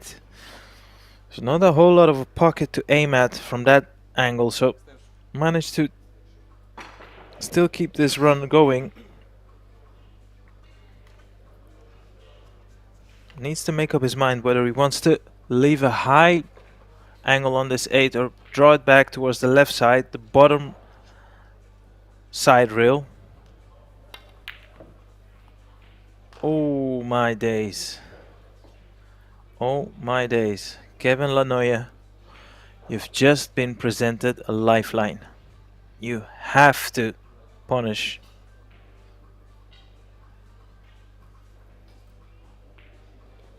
How important will that miss prove to be?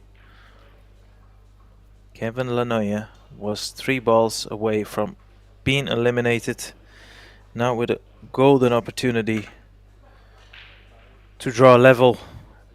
And what do you know? He'll have the final break if he goes on to putt these 3 balls remaining. They're never easy. The putt is obviously straightforward, but to control the cue ball when the object ball is close to the pocket is always a tough task. And I must admit, he's landed very nicely here on the 8 ball.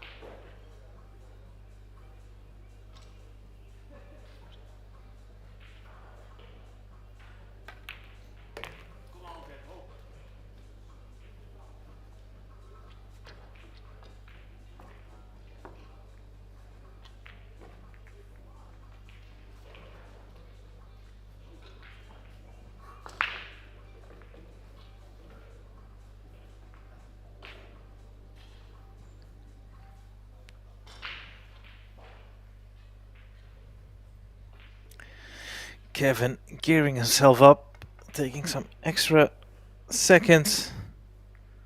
One final rack to decide the winner of this exciting match. If you've just joined us, Kevin Lanoye was 8-3 down in this match. And it's all come down to this final rack. Kevin Lanoye, funny enough, gets to break one final time in this match. The loser will go home. The winner will continue in the losers qualification to book their place in the last 32 for the single elimination. Let's take a closer look to this break.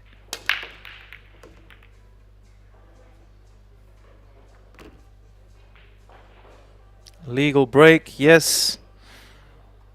How is he gonna attack this 2 ball? Maybe, possibly the 2-4 combination. Is it worth the risk? It's definitely not unmissable, this combination.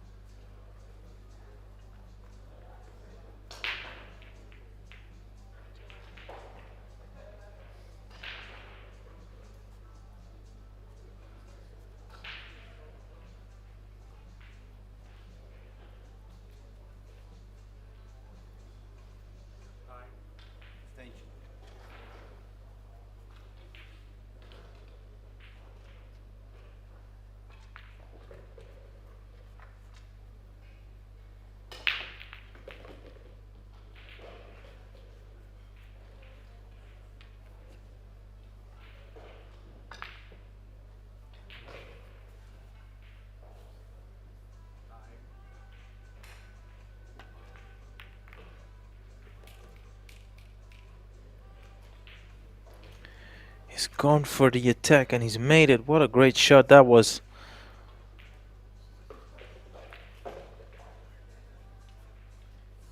I can respect that. On Hill is not the time to play it safe unless you're absolutely certain you can put your opponent in a lot of trouble.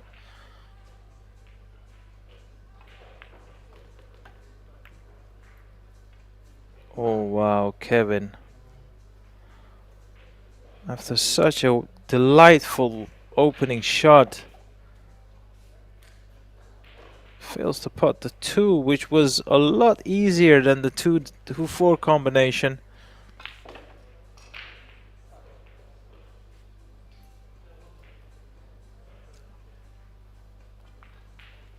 Don't know how much angle he's got on this 2 ball. There is a case to say go rail first here, just to absolutely make sure you will avoid running into the 9. No, that's not enough. That is nowhere near enough.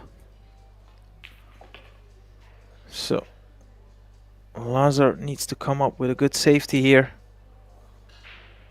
This final rack is far from being over.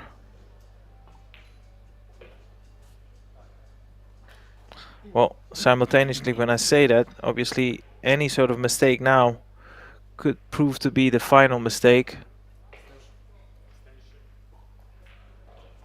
I believe with Lazar using his extension, both players have now used up their extension in this rack, so the tension is boiling up.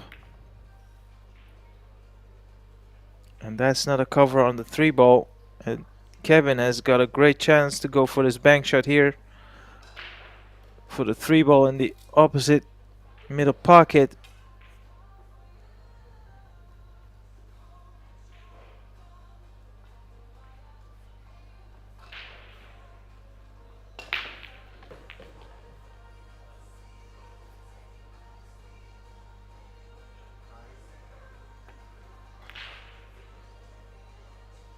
Wasn't interested, and that I'm afraid is not good enough.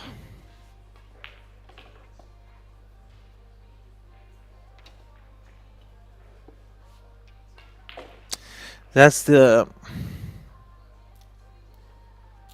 thing when you decide to play safe and you come up short and possibly it turns out to be your last shot of the match. That's one thing that really burns.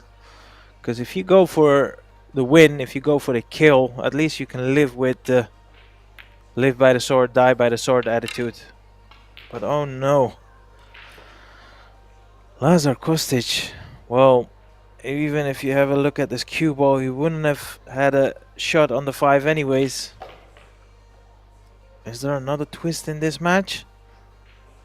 Kevin Lenoye, somehow from nowhere, he's now in with a great chance.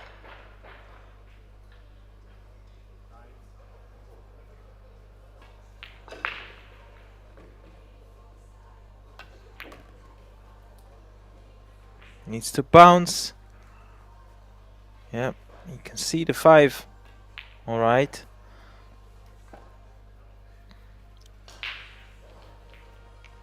One good solid shot here from the 5 to the 7. You think it should seal the deal.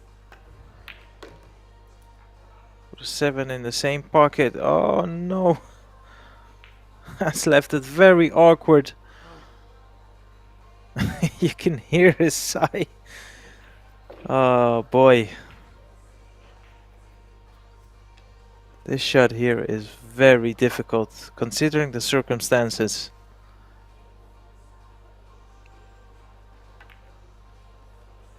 That's in. 7 ball is in, but where's the cue ball gonna finish? Oh. Awkward once again.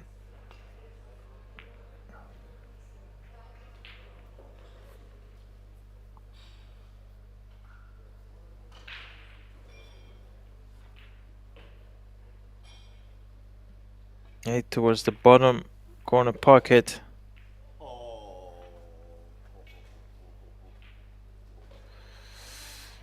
That was very close.